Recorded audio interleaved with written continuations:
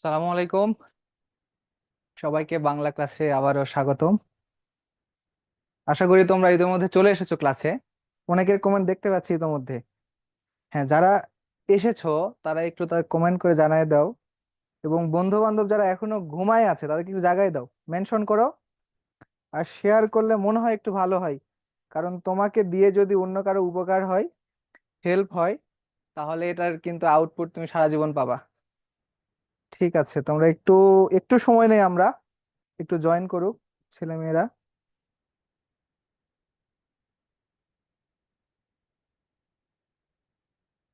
আমার কথা কি ক্লিয়ারলি শোনা যাচ্ছে কি না এটা একটু জানাও। ওয়ালাইকুম আসসালাম ভাইয়া, ওয়ালাইকুম আসসালাম। দেখা যাচ্ছে না তো? মারুফা মিম বলছো, দেখা তো যাচ্ছে। ভাই আমাদের ইয়াতে দেখা যাচ্ছে না? হ্যাঁ, দেখতে পাচ্ছে না তো উনারা। ক্লিয়ার? একটু রিফ্রেশ করো, তাহলে ক্লিয়ার হয়ে যাবে।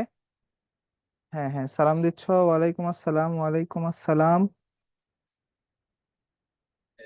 আচ্ছা, ঠিক আছে।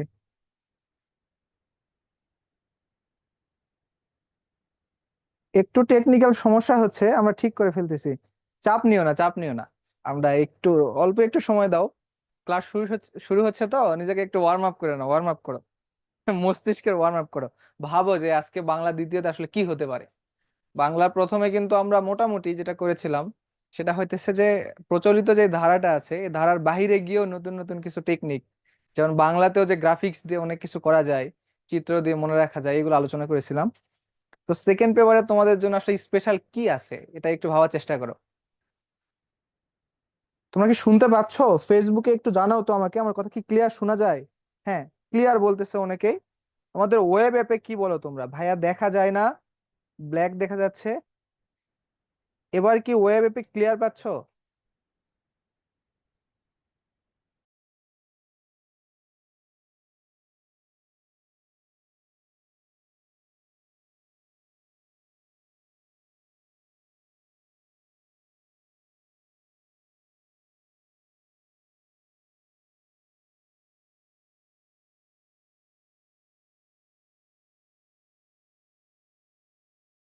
বুঝতে পারছি আমরা, ওকে। চলে আসছে, দেখো এখন একটু রিফ্রেশ করো। রিফ্রেশ করলে আসলে বুঝতে পারবা। ওকে, শুরু হয়ে গেছে, দেখো। ওয়েবে দেখতে পাচ্ছো? একটু জানাও তোমরা।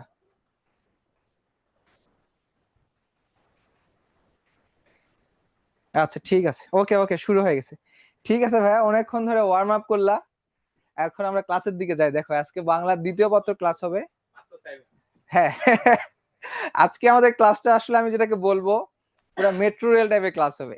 তার মানে আমরা খুব দ্রুত এগোবো, এবং এমন সুন্দর করে এগাবো, যেটুকু অংশ পড়বো তোমার পরীক্ষায় পড়লে যেন তুমি 5 মার্ক ইনশিওর করে আসতে পারো।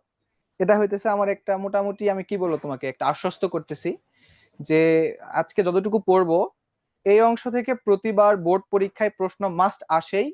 এবং 5টা নিয়ম বলো বা উচ্চারণ বলো, এগুলার ক্ষেত্রে আমাদের আসলে মাথাটা নষ্ট হয়ে যায় যে ভুল ভাল উত্তর লিখে আসি।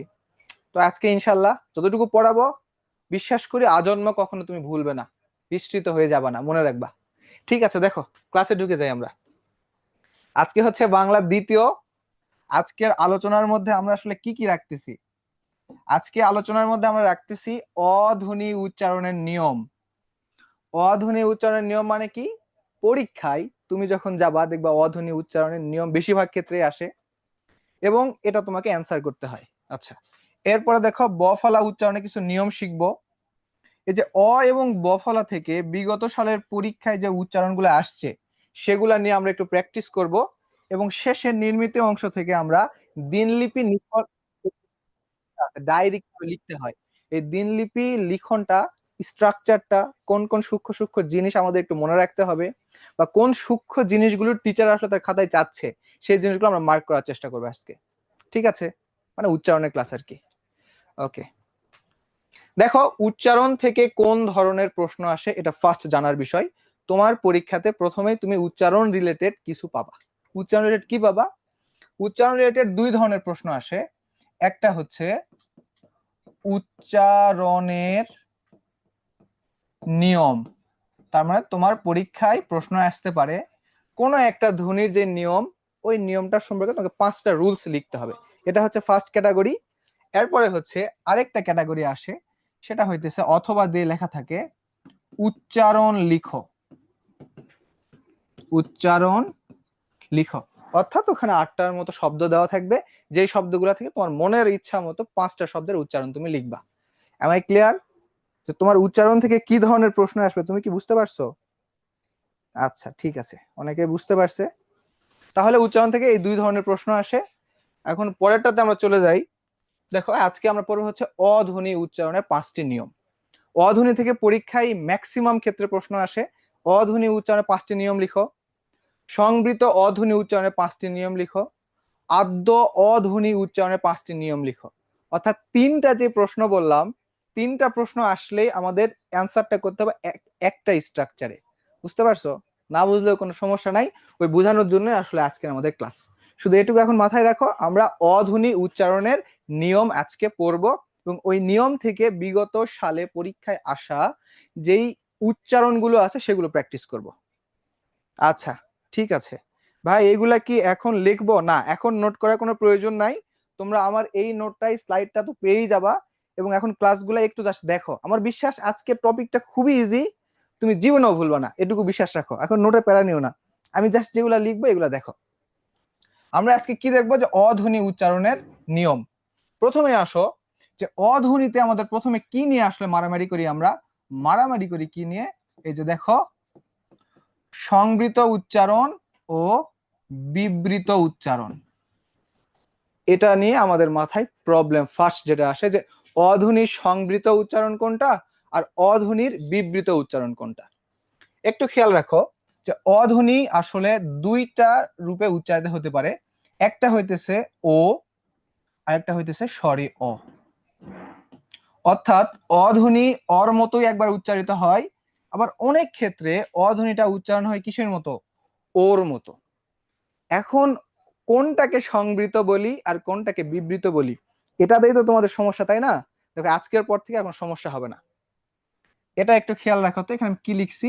সংবৃত, তাই না? সংবৃত অধ্বনি উচ্চারিত হয় একটা ওর মতো, একটা কিসের মতো হয়? ওর মতো। কিসের মতো? ওর মতো। এখন দেখো এই সংবৃত এই শব্দটার মধ্যে কোথাও কি ও রিলেটেড কিছু দেখতে পাচ্ছ তুমি? এর ভিতর কি ও দেখা যাচ্ছে? হ্যাঁ যাচ্ছে। কোথায় ও? দেখো এই যে একটা ছোট ও। ব্যাপারটা কি ক্লিয়ার? তার সংবৃত শব্দের মধ্যেই লেখা আছে, তার উচ্চারণটা কিসের মতো হবে? ও এর মতো হবে। তাহলে সংবৃত ব্যাপারটা কি ক্লিয়ার? আর এটা সংবৃত যদি হয় তাহলে আর উচ্চারণটা কিসের মধ্যে হবে? বিবৃত হবে। কথা শেষ। এটা হইতেছে সহজ একটা টেকনিক, যে সংবৃত উচ্চারণ মানে অ হচ্ছে ওর মতো উচ্চারিত হবে। অ কিসের মতো উচ্চারিত হবে? ওর মতো উচ্চারিত হবে, এবং ওটা সংবৃত বানানের মধ্যেই দেওয়া আছে। এটুকু মাথায় রাখো। তারপরেও যদি তোমার বুঝতে খুব অসুবিধা হয়, ছোট্ট একটা চিত্র আছে, একবার দেখে নাও। দেখো এই যে অধ্বনি উচ্চারিত হয় 2 ভাবে, একটা হচ্ছে সংবৃত উচ্চারণ, একটা হচ্ছে বিবৃত উচ্চারণ। সংবৃত উচ্চারণটা আসলে কিসের মতো? ও এর মতো। এর সময় ঠোঁটের আকৃতিটা কেমন হয়? দেখো গোল আকৃতি হয়। কেমন আকৃতি হয়? গোলাকার হয়। কেমন আকৃতি লাভ করে? গোলাকার। আর বিবৃত উচ্চারণ মানে অ, অর্থাৎ যেমন উচ্চারিত ছিল তেমনই উচ্চারিত হবে, মানে এটাকে বলা হচ্ছে স্বাভাবিক উচ্চারণ। সংবৃত এবং বিবৃত ব্যাপারটা কি ক্লিয়ার কিনা আমাকে একটু জানাও।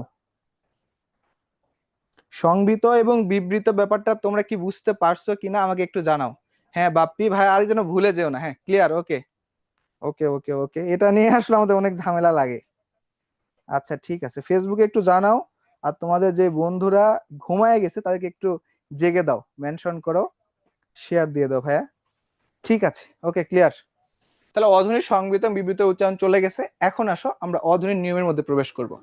নিয়মের মধ্যে প্রবেশ করার আগে তুমি একটা জিনিস মনে রাখো, যে অ আসলে 2 ধরনের হয়। অধ্বনিটা কয় ধরনের হয়? 2 ধরনের হয়। একটা হচ্ছে মুক্ত অ। একটা কি অ? মুক্ত অ। আরেকটা হইতেছে দেখো যুক্ত অ। তখন মুক্ত অ আর যুক্ত অ এই ব্যাপারটা তোমাকে একটু বুঝতে হবে। মুক্ত অ মানে কি? মুক্ত অ মানে যে অটা হচ্ছে আমরা চোখে দেখতে পাই, মানে চোখে দেখা যায়। অর্থাৎ অ, এই যে বর্ণের মাধ্যমে যখন ধ্বনিকে আমরা প্রকাশ করতেছি তখন সেটা আমরা চোখে দেখতে পাচ্ছি, মানে এই অটা হচ্ছে আমাদের কি অ, মুক্ত অ। যেমন আমি যদি বলি অনীল, সহজ একটা উদাহরণ দেই, অকাজ লিখে দেই, দেখো অকাজ, এই শব্দটার মধ্যে অটা চোখে দেখা যাচ্ছে না? হ্যাঁ যাচ্ছে, সেই জন্য এই অটার নাম হচ্ছে মুক্ত অ। আর যুক্ত অ কি জিনিস? যুক্ত অ হচ্ছে চোখে দেখা যায় না, চোখে দেখা যায় না। যেমন দেখো, আমি যদি একটা এক্সাম্পল লিখি এখানে, বক, তাই লিখছি না রে, কি লিখছি এখানে? বক। এটাকে ভাঙলে পাওয়া যায়, দেখো ব যোগ অ যোগ ক, বক। এই যে এই অটা দেখো তো, এই যে বর মধ্যে ছিল, এটা কি তুমি চোখে দেখতে পেয়েছো? না, চোখে দেখতে পাও না, এই জন্য এর নামটা হইতেছে যুক্ত অ। এই আমি তোমাকে ক্লাসে যাওয়ার আগে জাস্ট দুইটা কনসেপ্ট বুঝাইলাম। একটা হইতেছে সংবৃত অ কি জিনিস এবং বিবৃত অ কি জিনিস। সংবৃত, এই সং এখানের মধ্যে একটা গোলের বিষয় আছে, তার মানে যখন ও উচ্চারিত হচ্ছে, মুখ গোলাকার হচ্ছে, সেই অধ্বনির নাম হচ্ছে সংবৃত অ। এরপরে একটা কনসেপ্ট বুঝাইলাম যে অধ্বনি সাধারণত দুই ভাবে থাকতে পারে, একটা হচ্ছে মুক্ত অবস্থায় থাকতে পারে, আরেকটা হইতেছে যুক্ত অবস্থায় থাকতে পারে। মুক্ত অবস্থায় থাকা মানে আমরা সেটাকে চোখে দেখতে পাবো, আর যুক্ত অবস্থায় থাকা মানে চোখে দেখতে পাবো না, কিন্তু উচ্চারণের সময় ওই ধ্বনিটা আসবে। Am I clear? এটা হইতেছে ক্লাসে যাওয়ার আগে তোমার আরেকটু ওয়ার্ম আপ হইলো আর কি। হ্যাঁ বুঝতে পারতেছো? স্যার আমি ক্লাস করতে পারছি না, উম্মে কুলসুম, কেন পারছো না? একটু রিফ্রেশ করো বা ব্যাকে গিয়ে আবার জয়েন করো। ওকে ভাইয়া, তোমরা কি হচ্ছে সংবৃত বিবৃত ব্যাপারটা বুঝতে পারছো? আর মুক্ত অ এবং যুক্ত অ, এই দুটো কনসেপ্ট কি বুঝতে পারছো? এই দুটা বুঝতে পারলে আমরা আসলে নিয়মের মধ্যে চলে যাব। ঠিক আছে, ক্লিয়ার? হ্যাঁ, ইয়াসির মাহমুদ তাসিন ক্লিয়ার বলতেছো? ওকে ঠিক আছে ভাইয়া, ওকে ফাইন। দেখো নিয়মটা জাস্ট এক লাইনের, নিয়মটা কয় লাইনের? এক লাইনে। আমি এখানে দিয়ে ফেলছি তোমাদের এখানে, তারপরে পরের লাইনে যাচ্ছি আমি। পরের স্লাইডে দেখো, এই যে শব্দের আদিতে যদি অ থাকে, অর পরে রস্বই দীর্ঘই, রস্বউ দীর্ঘউ, ক্ষীয়, জফলা, রফলা, রিকার যদি থাকে, এরপরে কি হবে, যে অটা ছিল সে অ এর উচ্চারণ কেমন হয়ে যাবে? ও এর মতো হবে। অ এর উচ্চারণ যখন ও এর মতো হচ্ছে, তখন সেই উচ্চারণটাকে আমরা কি বলতেছি? সংবৃত উচ্চারণ বলতেছি। আমার কথা কি ক্লিয়ার? জাস্ট এই একটা লাইন যদি কষ্ট করে একটু মনে রাখতে পারো, তাহলে তোমার অধ্বনি উচ্চারণে 5টা নিয়ম আজন্মের জন্য শেখা হয়ে যাচ্ছে। এবং অবশ্যই মনে রাখতে পারবা। দেখো আমি এটা তোমাদের কম করে হলেও 4-5 বার দেখাবো, এই দেখতে দেখতে তোমরা আসলে মাথার মধ্যে অটোমেটিক সেট হয়ে যাবে। তো প্রথম নিয়মে দেখো, প্রথম নিয়মে বলা হচ্ছে যদি অধ্বনির সাথে কি থাকে? রস্বই অথবা দীর্ঘই যুক্ত থাকে। দীর্ঘই যুক্ত হয়ে গেলে এই অধ্বনির উচ্চারণটা কেমন হয়ে যায়? ও এর মতো হয়ে যায়। এটা হইতেছে ফার্স্ট রুলস। একটা এক্সাম্পলের মাধ্যমে তোমাদের বুঝাই। দেখো আমি বললাম ও তি, এটা একটা শব্দ। এই শব্দ দেখো প্রথমে ছিল সরি অ, তারপরে ছিল কি একটা রস্বই, এই যে রস্বই ছিল না, রস্বই ছিল। তো ওর সাথে যদি রস্বই যুক্ত হয় তাহলে ওটা কিসের মতো হয়ে যাবে? ও এর মতো হয়ে যাবে। তার মানে এই ওটা আর ওর মতো না থেকে কি হয়ে যাবে? ও হয়ে যাবে। এরপরে বাকি অংশ যা ছিল সেটাই থাকবে। তাহলে আলটিমেটলি আমরা সমাধান কি পেলাম দেখো তো? ও তি। তাহলে অতিটা উচ্চারণের সময় কি হয়ে গেল? অতি হয়ে গেল, ও হয়ে গেল। এই প্রথমের অটা ও কেন হইলো? এই যে আমাদের অর পরে যদি রস্বই অথবা দীর্ঘই যুক্ত থাকে, তাহলে অটা আসলে ওর মতো হয়ে যায়। এই স্ট্রাকচারটা একটু মনে রাখো শুধু। আরেকটা এক্সাম্পল দিয়ে বুঝাই দেই, দেখো বলা হচ্ছে অতীত। অতীত প্রথমে একটা কি ছিল? অ ছিল, তারপরে এই যে দেখো কি যুক্ত ছিল, এটা দীর্ঘই। এই যে অর সঙ্গে যদি দীর্ঘই যুক্ত হয়, উচ্চারণটা কিসের মতো হওয়ার কথা? ও এর মতো হওয়ার কথা। তাহলে এই ওটা কি হয়ে যাবে? ও হয়ে যাবে না? হ্যাঁ ও হয়ে যাবে। এরপরে দেখো তয়ে রস্বই আর ত, অতীত। ব্যাপারটা কি ক্লিয়ার? আমরা আসলে জাস্ট বুঝতে চেষ্টা করতেছি। এই অটা উচ্চারণের সময় ও হয়ে যাবে। কি জন্য ও হলো? ও হলো এরপরে একটা দীর্ঘই আছে জন্য। প্রথম নিয়মটা কি বুঝতে পারছো সবাই? মানে সহজ কথা বলতে গেলে এটাই, যে স্বরী অ এর পরে যদি রস্বই অথবা দীর্ঘই থাকে, রস্বই অথবা দীর্ঘই থাকে, তাহলে এই স্বরীয়র উচ্চারণটা ওর মতো হয়ে যায়। এখানে তার এক্সাম্পল দিলাম। আর এখন কয়েকটা আমার সাথে প্র্যাকটিস করো। দেখো এখানে লেখা আছে অভিধান। দেখো তো প্রথমে এখানে কি ছিল, একটা অ ছিল তাই না? অর পরে আবার কি আছে, একটা রস্বই আছে। তাহলে এই অটা কেমন হয়ে যাবে, ও হয়ে যাবে। তার মানে তখন কি হয়ে গেল, ও। এটাই হইতেছে তোমার আজকে ক্লাসের বুঝাই বিষয়। ও হয়ে গেছে, এরপরে যা ছিল অভিধান, অভিধান। এই যে আমরা এটা কমপ্লিট করে ফেললাম। তার প্রশ্ন হতে পারে শেষে যে এই চিহ্ন যেটা দিয়েছি, এই চিহ্নটার নাম কি? এই চিহ্নটার নাম হচ্ছে হষণ চিহ্ন। বুঝছো কি জন্য এটা ব্যবহার করা হয়? যখন কোনো ব্যঞ্জন বর্ণ তুমি উচ্চারণ করতেছো, কিন্তু ব্যঞ্জন বর্ণের পরে তুমি কোনো স্বর উচ্চারণ করতে চাচ্ছ না, প্রত্যেকটা ব্যঞ্জন বর্ণের সাথে একটা স থাকে, যেমন ক, খ, গ, ঘ। দেখো শেষে একটা অ থাকতেছে, তো প্রয়োজন পড়েছে তোমার, তুমি অটা উচ্চারণ করতে চাও না, সেক্ষেত্রে তুমি কি করবা, নিচে একটা হষণ চিহ্ন দিবা। যেমন এখানে আমি হষণ চিহ্ন দিয়ে কি লিখছি, অভিধান। দেখো অভিধান অ কিন্তু বলি নাই, কি বলছি, অভিধান। অ কাটতে চাইছি, এই জন্য এখানে একটা হষণ চিহ্ন যোগ করছি। ব্যাপারটা কি ক্লিয়ার? ওকে ওকে ওকে, বুঝতে পারছো? ঠিক আছে, পরেরটা একটা দেখো, অভিযান। অভিযান আমি বলতেছি না, আমি একটু দেখতে চাচ্ছি তোমরা অভিযান যেটা একটু লিখো। ইতোমধ্যে বাপ্পি বলে ফেলছো অভিযান, ঠিক আছে। আমি আসলে জানতে চাচ্ছি যে এই অটা কি হয়ে যাবে, জাস্ট এটা একটু আমাকে জানাও, জানাতে পারলে ভালো হয়। Okay clear? তোমরা একটু লিখো তো, কমেন্টে লিখো যে অভিযানে, অভিযানের উচ্চারণটা আসলে কেমন হবে। অভিযানের উচ্চারণটা একটু লিখে ফেলো, আমি একটু দেখি। হ্যাঁ অমর ফারুক, ঠিক আছে, বাহ। তন্ময়, মাহফুজুর রহমান, ও হয়ে যাবে। Okay very good. ফেসবুক থেকে একটা জিনিস মনে রাখো, ফেসবুক থেকে অনেকে বলতেছো, আমি একটু লিখে দেই, দেখো ও ভি জান। তোমার প্রশ্ন হইতে পারে যে ভাইয়া এখানে তো কি ছিল, অন্তস্তীয় জ ছিল, এখানে বর্গীয় জ কেন হইলো? এই অন্তস্তীয় জ এবং বর্গীয় জ, এটার বিশ্লেষণটা আমি একটু পরে তোমাকে বুঝাই দিব।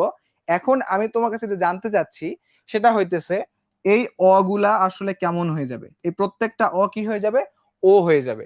যেমন অধীন মানে এখানে হবে ও, তারপরে ধীন। আমি জানতে চাচ্ছি এই যে ওটা কেন হইলো, ও কেন হয়েছে, ক্লিয়ার? কারণ এই অধ্বনির পরে রস্বই অথবা দীর্ঘই ছিল। এটা ছিল 1 নাম্বার নিয়ম। আশা করি তোমাদের ব্যাপারটা ক্লিয়ার হয়ে গেছে। এই যে 1 নাম্বার নিয়ম শেষ। এটা কত ছিল, 1। এরপরে দেখো 2 নাম্বার স্লাইডে যাচ্ছি আমরা। 2 নম্বরে সেম, ওটাতে বলা হচ্ছে শব্দের আদিতে বা শব্দের শুরুতে যদি কি থাকে, অ থাকে। শব্দের শুরুতে যদি একটা অ থাকে এবং অধ্বনির পরে যদি একটা রস্বউ বা দীর্ঘও থাকে, কি রস্বউ বা দীর্ঘও থাকে, তাহলে দেখো এই অধ্বনির উচ্চারণটা কিসের মতো হয়ে যাবে, ওর মতো হয়ে যাবে। অধ্বনির উচ্চারণ ওর মতো হয়ে যাবে। যেমন এক্সাম্পল দেখো, একটা বলা হচ্ছে কি অনু, এটা হচ্ছে নর্মাল একটা শব্দ। এই শব্দে কি ছিল, প্রথমে ছিল হচ্ছে অ, কিন্তু অর সঙ্গে কি যুক্ত হয়েছে, এটার নাম কি, রস্বউ, তাই না? তো অর সঙ্গে যদি অর সঙ্গে রস্বউ যুক্ত হয়, তাহলে অটা কিসের মতো হয়ে যাবে, ওর মতো হয়ে যাবে। কেমনে জানলাম, এই যে উপরের নিয়ম থেকে আমি জানলাম। তাহলে এখানে ও হইলো, আর এই যেটা এখানে চলে আসবে, ও নু। ব্যাপারটা কি ক্লিয়ার? আরেকটা এক্সাম্পল দিয়ে বুঝে দিচ্ছি, দেখো অনুকূল। অনুকূল তোমাদের এখানে দেওয়াই আছে, অনুকূলটা আর না দেই, তোমাদের সহজে যেটা দিলে ভালো হয় সেটা দেখি। অকুল লিখি, অকুল। অকুলে দেখো প্রথমে কি আছে, অ, অর পরে এই যেটা কি আছে, দীর্ঘ। তো দীর্ঘ যদি থাকে তাহলে ওটা নিয়ম অনুযায়ী কি হওয়ার কথা, ও হয়ে যাওয়ার কথা। আর এবং এটা এখানে চলে আসবে, অ কুল, কয় রস্যউ ল। তোমার প্রশ্ন হতে পারে এখানে ছিল দীর্ঘ ভাইয়া, এখানে রস্য কেন হইলো? এটা আমি একটু পরে ক্ল্যারিফাই করে দিব। আপাতত জাস্ট কি মনে রাখবা, এই যে অটা কিভাবে বিবর্তিত হয়ে যাওয়ার পরে ও হয়ে গেল, এটা হইতেছে আমাদের জানার বিষয়। ব্যাপারটা কি ক্লিয়ার? এটা হচ্ছে 2 নাম্বার। কয় নাম্বার ছিল, 2 নাম্বার। কয়েকটা প্র্যাকটিস করা, বোর্ডে আসা প্রশ্ন। দেখো অনুদান, কি লেখা ছিল, স্বরের সঙ্গে এখানে কি আছে, রস্যও আছে। তাহলে এই যে অটা ছিল, ওটা কি হয়ে যাবে, ও হয়ে যাবে, তাই না? তোমরা কি বুঝতে পারছো? আচ্ছা গুড। অনেকে লিখে ফেলেছো অনুদান কি হবে, লিখে ফেলো। এরপরে দেখো এখানে এই যে একটু আগে মুক্ত এবং যুক্তের ব্যাপারটা যেটা বলতেছিলাম, এই যে দেখো এখানে কি লেখা আছে, ব লেখা আছে। তো ব এর মধ্যে অ কোথায়? এই বর সঙ্গে আসলে কি যুক্ত আছে? অ যুক্ত আছে। তো এটাকে আমি যদি বিশ্লেষণ করে লিখি তাহলে কেমন হবে? বকুল থেকে সেটা কি হয়ে যাবে? বকুল। এই যে ও চলে আসছে, এই ওটা কেন আসলো? এই যে যুক্ত ওর কারণে আসলে ও চলে আসলো। আমার কথা কি বুঝতে পারতেছো তোমরা? আচ্ছা আচ্ছা, ঠিক আছে ঠিক আছে। একটু জানাই দাও ভাইয়া, কমেন্ট করে ফেসবুকে একটু জানাও ক্লিয়ার ভাইয়া বলতেছো। ওকে ঠিক আছে। বকুল, বাপ্পি, মাহফুজুর রহমান, ঠিক আছে ভাইয়া, ওকে। আশা করি 2 নাম্বারটাও তোমরা বুঝে ফেলছো অলরেডি। এই যেটা কি হবে বলো তো তাহলে? কদু লেখা আছে তাই না?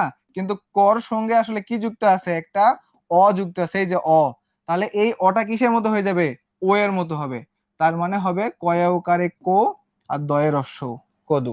এটা হইতেছে উচ্চারণ। ক্লিয়ার? নিচে ময়ূর ছিল, দেখো ময়ূর, মর সঙ্গে যুক্ত অবস্থায় কি ছিল? একটা অ ছিল। এই ওটা কি হয়ে যাবে তাহলে? ওকার হয়ে যাবে। এই যে ময় ওকার, ময়ূর। ক্লিয়ার? ঠিক আছে, অনেকে জানাচ্ছ, গুড গুড, ভালো পারতেছো, সেরা। এক্সাম্পলটা মজার না, আমরা কিন্তু বাস্তব জীবনে আসলে ব্যবহার করি, এবং উচ্চারণ ব্যাপারটা হইতেছে আমরা কি উচ্চারণ করতেছি এর উপরে ডিপেন্ড করে। তো এটা কত নাম্বার নিয়ম ছিল? 2 নাম্বার ছিল। আমি ক্লাসে যেগুলো পড়াইতেছি, ক্লাস শেষ পরে তোমার থেকে আমি এগুলো আদায় করে নেব। একটু ভাবো, 1 নাম্বার আমরা বলছিলাম কি? অধ্বনির পরে রস্বই অথবা দীর্ঘই থাকলে অ এর উচ্চারণ ওর মতো হয়, 1 নাম্বার নিয়ম। 2 নাম্বারে পড়তেছি অধ্বনির পরে রস্বই অথবা দীর্ঘ থাকলে অ এর উচ্চারণ ওর মতো হয়। এটা কত নাম্বার নিয়ম? 2 নাম্বার নিয়ম। ওকে, 2 নাম্বার শেষ। এখন 3 নাম্বারে আসো। 3 নাম্বার দেখো, অধ্বনির পরে যদি কোনো কারণে কি থাকে? ক্ষীয় থাকে, তাহলে এই অধ্বনির উচ্চারণটা কিসের মতো হবে? ও এর মতো হবে। যেমন একটা এক্সাম্পল লিখি, দেখো অক্ষ, এখানে এটা কি যুক্ত হচ্ছে দেখো তো, সরি অ। বলা হচ্ছিল কি স্বরের পরে কি যুক্ত হবে? ক্ষীয়। এই যে ক্ষীয় যুক্ত হয়ে গেছে। তো ক্ষীয় যদি যুক্ত হয় তাহলে অটা কি অর মতো থাকবে? না, ওটা কিসের মতো উচ্চারিত হবে? ও এর মতো উচ্চারিত হবে। এবং খ, এটা একটু মনে রাখো যে ক্ষীয়কে ভাঙাইলে সব সময় এখানে উচ্চারণের সময় তুমি ক প্লাস খ রূপে পাবা। তাহলে অক্ষকে ভাঙাইলে আমি পাবো অক, ক্ষয় উকারে খো, অক্ষ। আমি তোমাদের জাস্ট বুঝাইতেছি এই যে এই অংশটা, যে অটা আসলে কিভাবে ওতে বিবর্তিত হচ্ছে, এটাই নিয়ম। আরেকটা এক্সাম্পল দেখো, এক্সাম্পলটা লিখি, সেটা হইতেছে দেখো দক্ষ। এই যে দর সঙ্গে কিন্তু একটা অ যুক্ত ছিল তাই না? এই যে অ, এবং অর পরে কি আছে দেখো? ক্ষীয় আছে। তাহলে এই অটার উচ্চারণ কিসের মতো হয়ে যাবে? ওর মতো উচ্চারণ হয়ে যাবে, অর্থাৎ দয়ে ওকার হয়ে গেছে। এই যে ক, ক্ষয়ে ওকার, দক্ষ। তোমার প্রশ্ন হইতে পারে যে ক খ কই থেকে আসলো? ক খ কই থেকে আসলো? এই যে এইখান থেকে ক খ আসলো। আরেকটা প্রশ্ন তুমি করতে পারো যে ভাইয়া শেষে এই যে এখানে একটা যে ওকার আপনি দিছেন, এখানে ওকার দিছেন, কেন ওকারটা দিছেন? ওকার কখন হবে আমি একটা বলে দেই তোমাদের। দেখো, যদি কোনো শব্দের শেষে, যদি কোনো শব্দের শেষে, শব্দের শেষে অধ্বনি থাকে, অধ্বনি থাকে, সেটা সব সময় কি হয়ে যাবে? ও হয়ে যাবে। যেমন আমি যদি বলি পর, বলতেছি কি পর, তো ও কখন হবে? যখন তুমি সেটাকে ইচ্ছা মতো টানতে পারবা। যেমন পর টানা যাচ্ছে, এই টানতে পারলেই এর উচ্চারণটা তোমার হয়ে যাবে এই যে ওকার দিবা, পর, যতক্ষণ ইচ্ছা টানো। আবার আমি যদি বলি দেখো চলো, এর উচ্চারণটা কেমন হবে? তুমি চলো এটাকে যদি টানতে পারো, যেমন চলো টানা যাচ্ছে, তাহলে এটা উচ্চারণ লেখার সময় তুমি কিভাবে লিখবা? চলো লিখবা। কিন্তু আমি কোনো কারণে যদি তোমাকে বলি এটা যে বক, এটাকে কি তুমি আর টানতে পারবা? বক কেমনে টানবা? টানার জন্য এই যে ব্যাপারটা আমি মাইনাস করে ফেলছি, অধ্বনি শেষ থেকে কেটে ফেলছি, তুমি টানতে পারবে না। যখন নিজে শেষটুকু টানতে পারতেছো না, সেক্ষেত্রে এখানে আর তুমি ও ধ্বনি দিতে পারো না। শেষে যতদূর ইচ্ছা মনের টান, মনের মাধুরী মিশিয়ে তুমি যদি টানতে পারো, তাহলে সেখানে শেষে তুমি ও লাগাইতে পারবা বা ও লাগাতে হয়। ঠিক আছে, বুঝতে পারছো? হ্যাঁ চলো, যখন ও চলো বললা তার মানে ও যুক্ত হবে। ঠিক আছে ঠিক আছে, একদম বলছো ভাইয়া। ক্ষীয়কে ভাঙালে তো ক যোগ মূর্ধন্য ষ পাওয়া যায়। তাহলে এখানে আপনি যে বললেন ক্ষীয়কে ভাঙায় আমরা কি লিখবো, ক প্লাস খ লিখবো। কেন? কারণ হইতেছে এটা হলো একটা রুলস, বুঝছো, রুলস। আর এই জিনিসটা হইতেছে কি উচ্চারণ, এটা উচ্চারণ। উচ্চারণ হইতেছে মানুষের মনের ভাষা। তুমি কি অক্ষ বলার সময় অক্ষ বলো? এটা বলে কোথায়? হিন্দি যারা আছে তারা বলে, ওরা লক্ষ্মী বলতে মানে লাক্ষ্মী বলে, কিন্তু আমরা তো লাক্ষ্মী বলি না। আমি যখন ভারতে যাব তখন এই নিয়মটা অ্যাপ্লাই করব, বাংলাদেশে থাকলে আমাকে কোন নিয়ম অ্যাপ্লাই করতে হবে? এইটা। কারণ আমরা অক্ষ দক্ষ উচ্চারণ করার সময় কিন্তু মূর্ধন্য ষ কখনো নিয়ে আসি না। ভাই ব্যাপারটা কি ক্লিয়ার? উচ্চারণ হতেছে জাস্ট নিজের বিষয়, তুমি নিজে যেভাবে উচ্চারণ করতেছো সেই জিনিসটা তুমি ওখানে লিখতে হবে। এই ঠিক আছে, দেখো এখানে তাহলে এটা কয় নাম্বার ছিল? 3 নাম্বার ছিল। 3 নাম্বার মানে ব্যাপারটা হইতেছে যদি কোনো স্বরীয় মুক্ত থাক অথবা যুক্ত থাক, এরপরে যদি একটা ক্ষীয় থাকে, তাহলে পূর্বের যে স্বরী অ আছে এই অটা পরিবর্তিত হয়ে কিসের মতো হবে? ওর মতো হবে। এটা হইতেছে 3 নাম্বার নিয়ম। তো এই যে রক্ষা, দেখো তো রক্ষা, র এর সঙ্গে একটা অযুক্ত ছিল না? হ্যাঁ অযুক্ত ছিল, এবং অর পরে কি আছে? ক্ষীয় আছে, তাহলে উচ্চারণটা কেমন হবে? রয়ে ওকার ক ক্ষয় আকার, রক্ষা। ক্লিয়ার ব্যাপারটা? দেখো লক্ষণ, লর সঙ্গে কি যুক্ত আছে? লর সঙ্গে একটা অযুক্ত আছে, অর পরে আবার কি আছে? একটা ক্ষীয় আছে, তাহলে লটা লয়ে ওকার হবে না? লক্ষণ। দেখো এখানে ক্ষয়ে উকার কেন হইলো? লক্ষণ। উচ্চারণের সময় তুমি ও চলে আসলো, বুঝছো? এবং এরপরে দেখো রক্ষা, রক্ষাতেও কি হবে? রয়ে ওকার ক ক্ষয় আকার, রক্ষা। কনসেপ্টটা কি তোমাদের ক্লিয়ার? আমি কি বুঝাইতে পারছি? ঠিক আছে, এটা কত নাম্বার ছিল ভাইয়া? 3 নাম্বার ছিল, 3। এটা কত নাম্বার ছিল? 3 নাম্বার। বাহ, বেশ, তোমরা অনেক ভালো পারতেছো। ভারতীয় নিয়ম বয়কট, হ্যাঁ ওটা ব্যাপারটা হচ্ছে, মনে করো ভারতের যে ভাষাটা এবং বাংলাদেশের যে ভাষা, এগুলা কিন্তু মোটামুটি ধাঁচে দেখতে গেলে ওই সংস্কৃতের কাছ থেকেই চলে আসছে। তো ভাষার ধর্মটাই কি পরিবর্তন হওয়া। যেমন দেখো, আমি নর্মাল উচ্চারণে প্রমিত উচ্চারণে কি বলি? পানি বলি, কিন্তু সব এলাকায় কি পানি বলে? কোন এলাকায় হানি বলে, কোন এলাকায় ফানি বলে। আমি টাকা বলি, অনেক এলাকায় টিয়া বলে, টাহা বলে। এই যে ভাষার ধর্মগুলাই হচ্ছে ফ্লো হওয়া, প্রবাহিত হওয়া। বলা হচ্ছে যে বাংলা ভাষা চট্টগ্রামে গিয়ে কি হয়েছে? মারা গেছে, তাই না? আর কক্সবাজারে গিয়ে দাফন করা হয়েছে। তার মানে ওদিকের ভাষা আসলে তুমি বুঝতে পারবে না। তো এর মানে কি ওটা ভাষা না? হ্যাঁ ভাষা।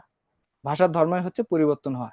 আজকে থেকে সেই মনে করো যে 1500 বছর আগে যখন চর্যাপদ আবিষ্কৃত হয়েছিল, তার ভাষা কি তোমরা জানো? বুঝতে পারবা?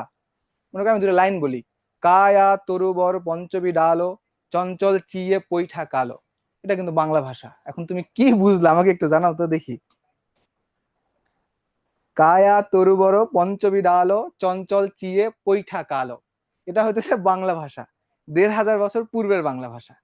তো এই যে ভাষা নর্মালি কি হয়? চেঞ্জ হয়, চেঞ্জ হয়।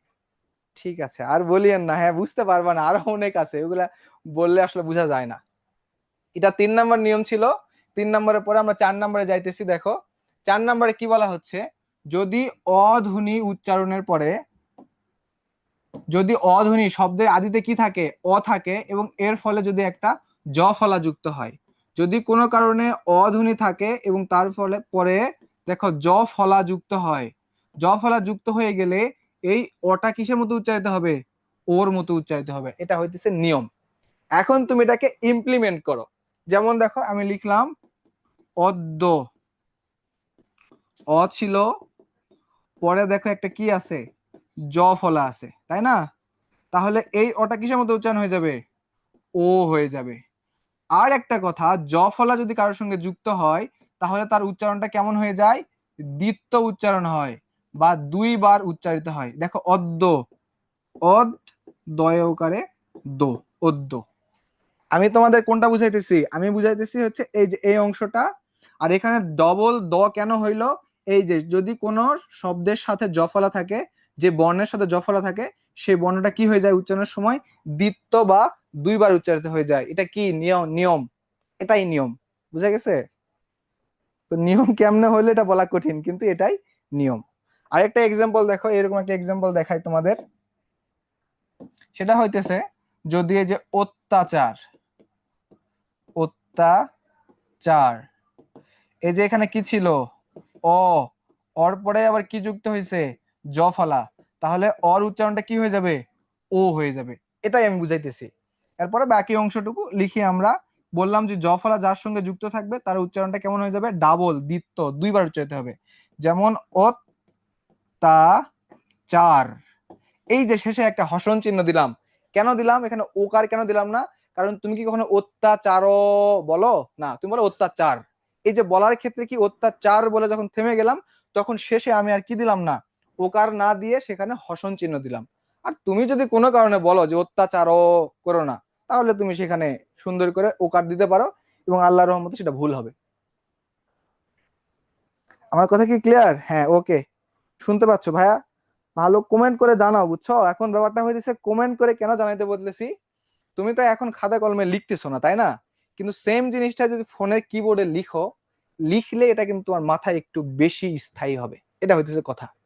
যেখান থেকে আমি একটু আউটপুট নিতে পারবো, সুবিধা নিতে পারবো, সেই সুবিধাটা আমি কেন নিব না? নাও, নিয়ে ফেলো। কমেন্ট করে লিখতে তো আর খুব বেশি কষ্ট হচ্ছে না, বা ট্যাক্স দিতে হচ্ছে না সরকারকে, তুমি তো অলরেডি নেট কিনেই ফেলছো। তো লিখলে এটা তোমার কাছে ব্যাপারটা হবে কি দীর্ঘস্থায়ী হয়ে যাবে। কমেন্টে লিখো। হ্যাঁ, আমি দেখতে পাচ্ছি অনেকে লিখতেছো। একটু বলি, মাথা ঘুরাই, মাহিন হাসান, কেন মাথা ঘুরাই? আমি তো খুব কঠিন কিছু বলি নাই ভাইয়া। যা বলতেছি এগুলা জাস্ট একটু দেখো, এর পরে লাস্ট পেজে গিয়ে তুমি পরীক্ষায় কিভাবে লিখবা এটার একটা স্ট্রাকচার আমি একবারে লিখে দিব তোমাদের সুন্দর করে। চাপ নেওয়ার কোনো ব্যাপার নাই। ঠিক আছে তাওহিদ হাসান, বাংলা টাইপিং করা পায় না যে, তুমি ইংরেজিতেই লেখো, ইংরেজি দিয়ে বাংলা লেখো, বাংলিশ যেটাকে বলে আর কি, আমরা বুঝে নেব। আচ্ছা ঠিক আছে, দেখতে পাচ্ছি। ভাইয়া নোটও করতেছি। হ্যাঁ, নোট যদি করতে পারো করো, সমস্যা নাই। যদি করতে পারো, আমার সঙ্গে তাল মিলিয়ে করতে পারলে করতে পারো। এবং দেখো এখানে বলা হচ্ছে কি কন্যা, এখানে কি শব্দ ছিল? কন্যা শব্দ ছিল। কর সঙ্গে একটা কি যুক্ত ছিল? কর সঙ্গে একটা জফলা যুক্ত ছিল, পরে আর কি, কর পরে, সঙ্গে না।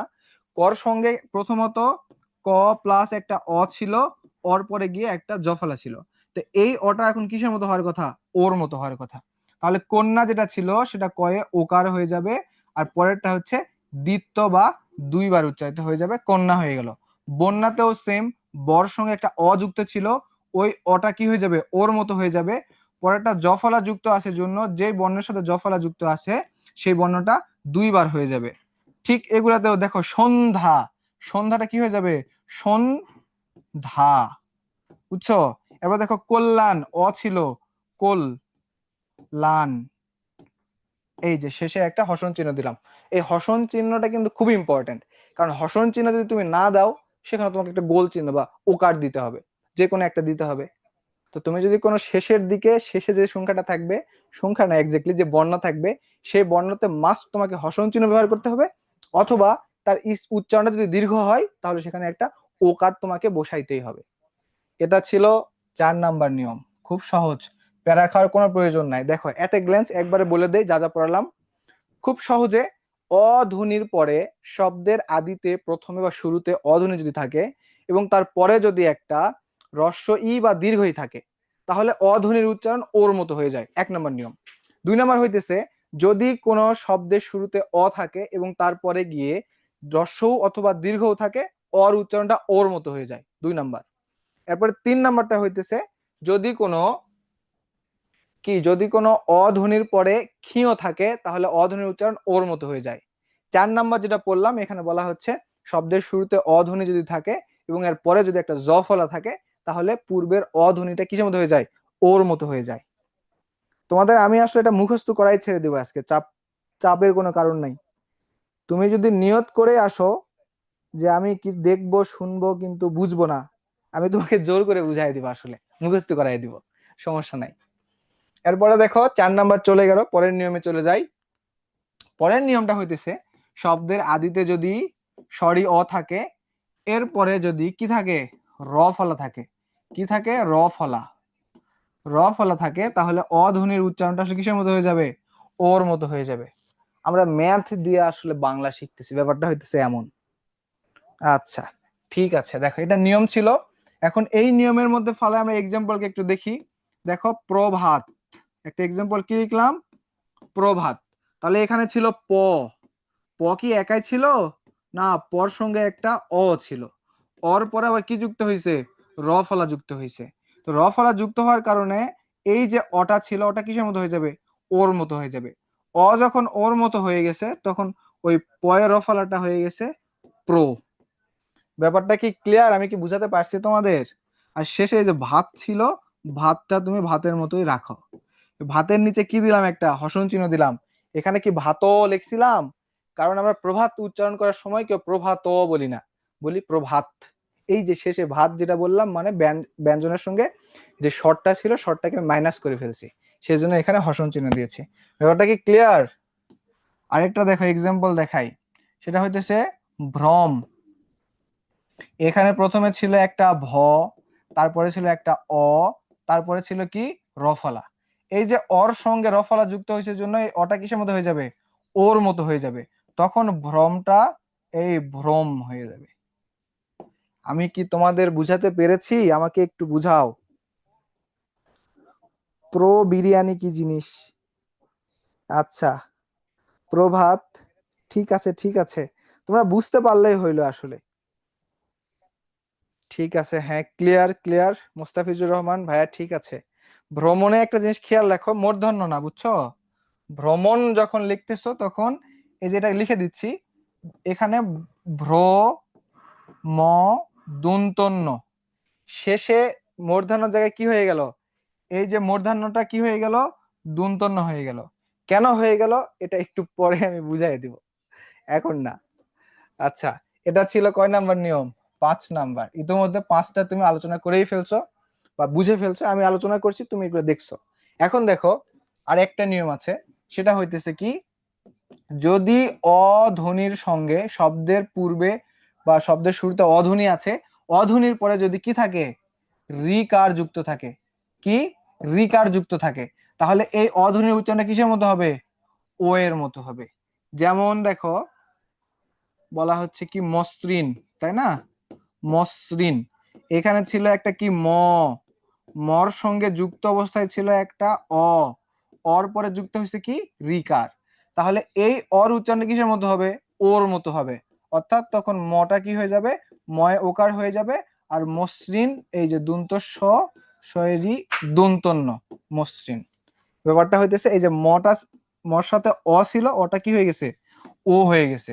সেভাবে দেখো অরিন, অরিন, এখানে তো এই অটা আমি চোখে দেখতে পাচ্ছি, এই অটার নাম কি বলো তো একটু জানাও। যে অটাকে চোখে দেখা যায় সে ওর নাম কি?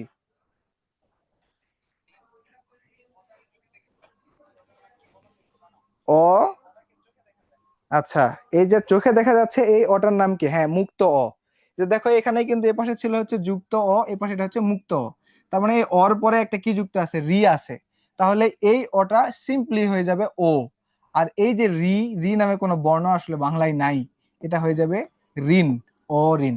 এটা হচ্ছে সংস্কৃতের একটা বর্ণ, বাংলাতে আজও থেকে গেছে, ছেঁচড়া বর্ণ আর কি।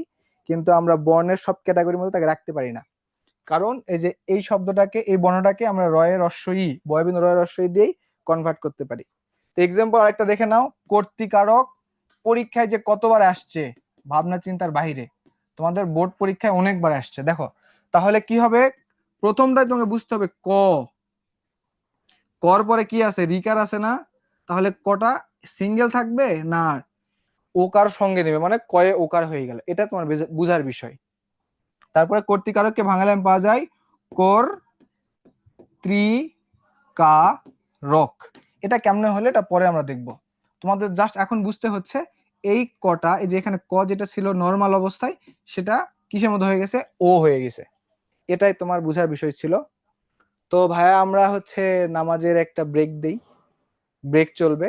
তোমরা 10 মিনিট পরে ক্লাস জয়েন করো। এখন হচ্ছে সময় 5টা 40, এখন সময় হইতেছে 5টা 40।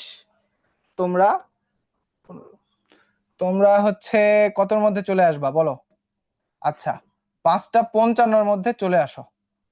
এটা হইতেছে তোমাদের ব্রেক। আমরা তাহলে এরপরে দেখা করতেছি, হ্যাঁ?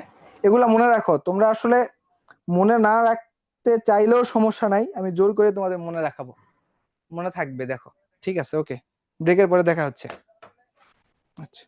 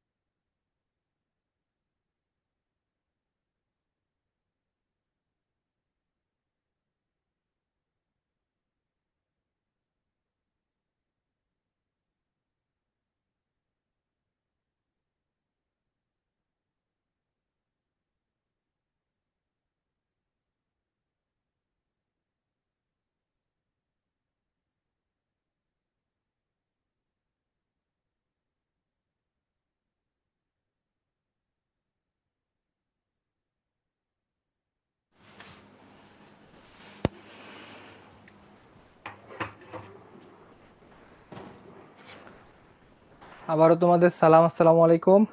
ক্লাসের যে ব্রেক টাইম ছিল, ব্রেক টাইম শেষ। চলে আসো, তোমরা কে কোথায় চলে গিয়েছো সেখান থেকে চলে আসো। আমরা তোমাদের এতক্ষণ থেকে অনেক কিছুই চিল্লা পাল্লা করে বুঝাইলাম। যা বুঝাইছি মনে হয় আল্লাহর রহমতে বুঝেছো। এখন প্রশ্ন হচ্ছে যে যে নিয়মগুলো ভাই আপনি পড়াইলেন, এই নিয়মগুলো তো পরীক্ষায় এভাবে লেখা যায় না, পরীক্ষায় কিভাবে লিখবো, তাই না? তো পরীক্ষায় খাতায় তুমি কিভাবে অধ্বনি উচ্চারণের 5টি নিয়ম লিখবা, সেই স্ট্রাকচারটা আমি এবার দেখাই দিচ্ছি। দেখো, মনে করো পরীক্ষায় প্রশ্ন আসছে যে অধ্বনি উচ্চারণের 5টি নিয়ম লিখো। এক্ষেত্রে তুমি শখ করতে পারো, আবার শখ নাও করতে পারো, এটা তোমার ব্যক্তিগত ব্যাপার। তবে শখ করে লিখলে লেখাটা দেখতে একটু সুন্দর লাগে। তো এতক্ষণ তোমাকে যেগুলো আমি পড়াইলাম সেগুলো এখানে লিখবো। এবং প্রত্যেকটা নিয়ম দেখো, এই যে এই একটা লাইনের মধ্যে আছে। এই একটা লাইন মনে রাখলে তোমার পরীক্ষায় আর কখনো অধ্বনি উচ্চারণের নিয়ম তুমি ভুলে যাবে না। তো 1 নম্বর নিয়মে আমি কি লিখবো এখানে দেখে বুঝে যাচ্ছে যে শব্দের আদিতে, দেখো কি লেখা আছে, শব্দের আদিতে। তাহলে এখানে তুমি লিখতে পারো শব্দের আদিতে কি যদি থাকে, অ থাকে, শব্দের আদিতে অ থাকে। সামনে একটা জিনিস লিখে নিবা যে যদি শব্দের আদিতে অ থাকে এবং তারপর তারপর কি দেখো তো, প্রথমটা কি বলছিলাম, রস্বই অথবা দীর্ঘই, তাই না? রস্বই অথবা দীর্ঘই থাকে তাহলে অ এর উচ্চারণ কিসের মতো হবে? ও এর মতো হবে। ও এর মতো হবে। এটা হইতেছে তোমার 1 নাম্বার নিয়ম। তো এটা কি লিখতে পারবে না তোমরা? হ্যাঁ, অবশ্যই পারবে, কেন পারবে না? এটা লিখতে পারলে 1 মার্ক কনফার্ম, এবং সাথে তোমাকে অবশ্যই একটা এক্সাম্পল দিতে হবে। তো উদাহরণের ঘরে তুমি একটু আগে পড়ছিলা, কি ছিল দেখো, অতি এবং অধীন, এই দুটা উদাহরণ সহ তুমি দিয়ে দিলা। তাহলে 1 মার্ক তোমার ইনশিওর করা হয়ে গেল। এরপরে 2 নাম্বার নিয়মে দেখো, সেম জিনিস, শব্দের আদিতে অ থাকে, ওই জিনিসটা এখানে লিখতে হবে। শব্দের আদিতে অ থাকে এবং তারপরে তারপরে কি, হ্রস্ব উ অথবা দীর্ঘ উ যুক্ত থাকলে কি হবে? অ এর উচ্চারণ ওর মতো হবে। 2 নাম্বার নিয়ম শেষ। এক্সাম্পল এখানে দিয়ে দিবা দুইটা। ঠিক সেম ভাবেই সেম কথাগুলোই লিখবা। এখানে এসে তুমি কি দিবা, ক্ষীয় থাকলে অ এর উচ্চারণ কিসের মতো হবে? ও এর মতো হবে। এক্সাম্পল দিয়ে দিবা। তারপরে সেম জিনিসটাই কথা এখানে লিখবা। লিখে কি লিখবা, যদি শব্দের আদিতে অধ্বনি এর পরে কি থাকে, জ ফলা থাকে, ওই কথাটাই লিখবা যে জ ফলা থাকে, তাহলে অধ্বনির উচ্চারণটা ওর মতো হয়ে যায়। অনেকেই যদি ওর মতো না লিখে এখানে লিখো সংবৃত হয়ে যায়, সেম জিনিসই, ও ধ্বনিও যেটা, সংবৃত উচ্চারণও সেটাই। লিখে এ পাশে একটা অথবা দুইটা এক্সাম্পল দিবা। আচ্ছা, এবার কি বুঝতে পারলা যে আমি বলছিলাম যে তুমি কখনো ভুলে যাবে না? এই যে এই একটা লাইন দেখলে কিন্তু অটোমেটিক তোমার মাথায় সবগুলো সেট হয়ে যাচ্ছে। তোমাকে আর মুখস্থ করার কোনো প্রয়োজন নাই। তুমি বইয়ের উপরে জাস্ট কি করবা, এই একটা লাইন লিখে রাখবা। এই একটা লাইন লিখে রাখলেই তোমার অধ্বনি উচ্চারণের 5টা নিয়ম পরীক্ষার খাতায় নির্ভুল ভাবে লিখতে পারবা, যদি বানান ভুল না করো। ঠিক আছে, ওকে। তোমরা সবাই চলে আসছো, একটু জানাও আমাকে। ফেসবুকে যারা চলে আসছো একটু জানাও কমেন্ট করে। ক্লিয়ার? এবার কি পারবা ভাইয়া? ভাইয়া তোমরা কি এখন পরীক্ষায় পারবা? তন্ময় বিশ্বাস, হ্যাঁ পারবা। মাহফুজুর রহমান, ইনশাল্লাহ পারবা ভাইয়া। আয়াতুর রুমা, ভাই এগুলার নোট কি দেওয়া হবে না? হ্যাঁ অবশ্যই নোট দেওয়া হবে, নোটগুলো আপলোড করা থাকবে, সেখান থেকে তুমি দিতে পারবা। মুখস্থ হয়ে যায় নাই? দেখো আমি মুখস্থ করে ফেলছি। আমি কি বলছি, শব্দের আদিতে, দেখো চোখ বন্ধ করো, একটা টেকনিক এটা, এটাকে বলা হচ্ছে 3R টেকনিক। তুমি যখনই কিছু পড়বা, 10 মানে তুমি 10 লাইন বা 10 পৃষ্ঠা বা 10 মিনিট পড়ছো, পড়ার পরে চোখ বন্ধ করে সেটা জাস্ট রিকল করবা। একবার চোখ বন্ধ করে রিকল করো আমার মতো করে, যে শব্দের আদিতে যদি রস্বই অথবা দীর্ঘই, হ্রস্ব অথবা দীর্ঘ, ক্ষীয়, জ ফলা, র ফলা অথবা রিকার যদি থাকে, তাহলে অধ্বনির উচ্চারণটা কিসের মতো হয়ে যায়? ওর মতো উচ্চারিত হয়ে যায়। এই স্লাইডটাকে একবার জাস্ট চোখ বন্ধ করে নিজের মাথায় নিয়ে আসো, একবার, তুমি আর কখনো ভুলবা না। এটাই নিয়ম। এরপর তুমি নিজের মতো করে ভাষা এখানে লিখে ফেলবা। আসলে টিচাররা তাদের খাতায় বইয়ের ভাষা পছন্দ করে না। তুমি তোমার মতোই যদি তোমার মতো করে ওই কথাটাকে লিখতে পারো, এটা মোস্ট অ্যাপ্রোপ্রিয়েট হয়। আমি কি অধ্বনি উচ্চারণের 5টি নিয়ম তোমাদের বুঝাতে পেরেছি? পরীক্ষায় কি পারবা?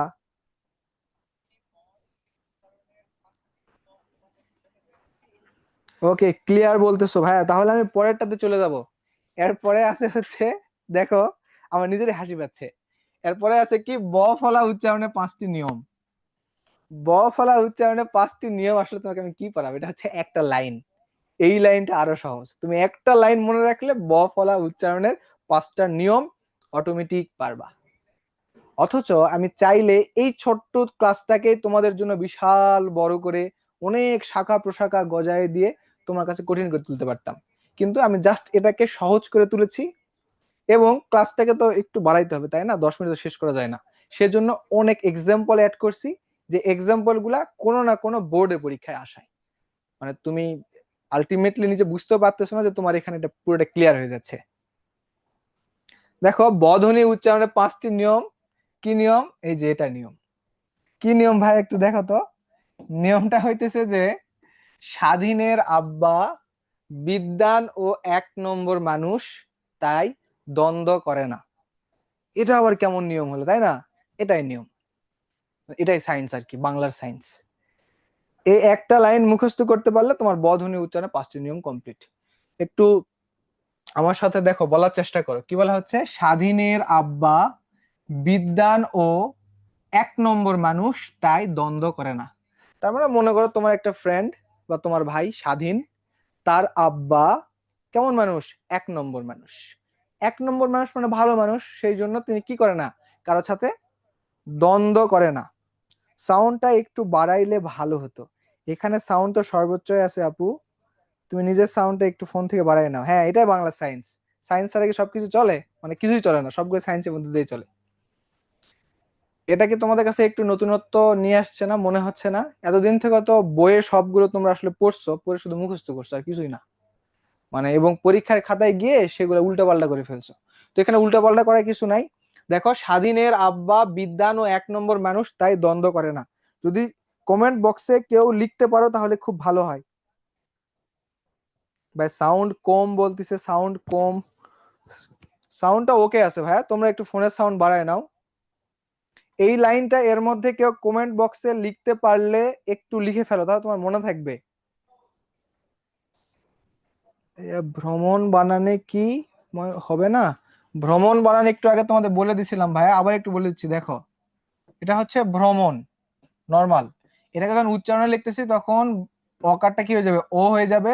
এই ম আর হচ্ছে দন্তান্ন, ভ্রমণ। বুঝছো? এটা ছিল বানান আর কি। আচ্ছা, এখন এটাতে আসো। ব ফলা উচ্চারণে 5টি নিয়ম। এখানে আমি বললাম স্বাধীনের আব্বা কি বিদ্বান ও 1 নম্বর মানুষ। স্বাধীনের আব্বা কেমন? স্বাধীনের আব্বা বিদ্বান ও 1 নম্বর মানুষ, তাই দ্বন্দ্ব করে না। ব ফলা উচ্চারণে 5টি নিয়ম শেষ। কিভাবে শেষ এখন দেখো। প্রথমটা কি ছিল? স্বাধীন। কার আব্বা ছিল? বলো। স্বাধীনের আব্বা, তাই না? এখন স্বাধীন উচ্চারণ করার সময় তুমি কি এখানে ব ফলার বা বর কোনো উচ্চারণ পাইছো? নিজেকে প্রশ্ন করো। স্বাধীন উচ্চারণে কি ব নিয়ম আসছে? ব উচ্চারণের সময় কি আসছে? না। স্বাধীন উচ্চারণে বয়ের নিয়ম আসে নাই, বা বর উচ্চারণটা আসে নাই। তার মানে দেখো, এখানে ব কোথায় যুক্ত আছে? প্রথমে যুক্ত আছে। প্রথমে যুক্ত আছে না? প্রথমে যুক্ত থাকলে কি বটা উচ্চারিত হয়েছে? বলতো, উচ্চারিত হয়নি। এই যে 1 নাম্বার নিয়ম শেষ। তার মানে হইতেছে ব ফলা যদি শব্দের শুরুতে যুক্ত হয় তাহলে সেই ব ফলাটা উচ্চারিত হয় না। ব্যাপারটা কি ক্লিয়ার? আচ্ছা, অনেকেই লিখছো, বেশ সুন্দর। যারা লিখে ফেলছো এটা শিওর থাকো যে এখানে লেখার কারণে তোমাকে এক্সট্রা করে আর মুখস্থ করতে হবে না, অটোমেটিক দেখবা যে মাথায় ঢুকে গেছে। ঠিক আছে, 1 নম্বর নিয়ম কি বুঝতে পারছো ভাইয়া? এই স্বাধীন বানানে দেখো, স্বাধীন বানানে উচ্চারণের সময় কিন্তু ব মোটা উচ্চারিত হয় নাই। তো ব কেন উচ্চারিত হইলো না? ব কিন্তু আসলে শব্দের প্রথমে ছিল। কোথায় ছিল? প্রথমে ছিল। আর প্রথমে ব ফলা থাকলে সেটা কি হয়? উচ্চারিত হয় না। এটা ছিল 1 নম্বর নিয়ম।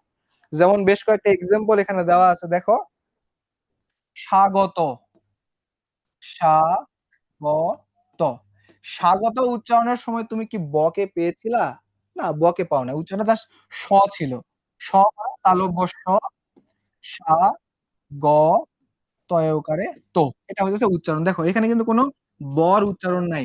এবং প্রশ্ন হইতে পারে, ভাইয়া এই যে এখানে ছিল দন্তস্ব, এখানে হয়ে গেল তালব্য স। দন্তস্বটা কি হয় তালব্য স হয়ে গেল। একটু পরে একটা স্ট্রাকচারে তুমি এটা দেখতে পাবা।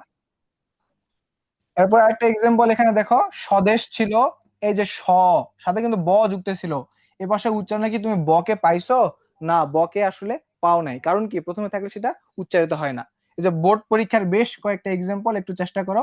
জ্বলন্ত, তাহলে কি ব উচ্চারিত হবে? হবে না। জ, লন, ত। দেখো জলন, এই যে এখানে হসন চিহ্ন কেন দিলাম আমরা? কারণ ওই নটাকে আমরা টানতেছি না, ওই নর সঙ্গে কোনো অযুক্ত নাই। জ্বলন ত, তকে যখন টানতেছি এই জন্য আমরা তর পরে একটা ওকার যুক্ত করছি। ওকে ভাইয়া, ক্লিয়ার? বাহ, বেশ। স্বাধীন, স্বাধীন নামে কি কেউ আসো? স্বাধীন নামে কেউ থাকলে একটু জানাও।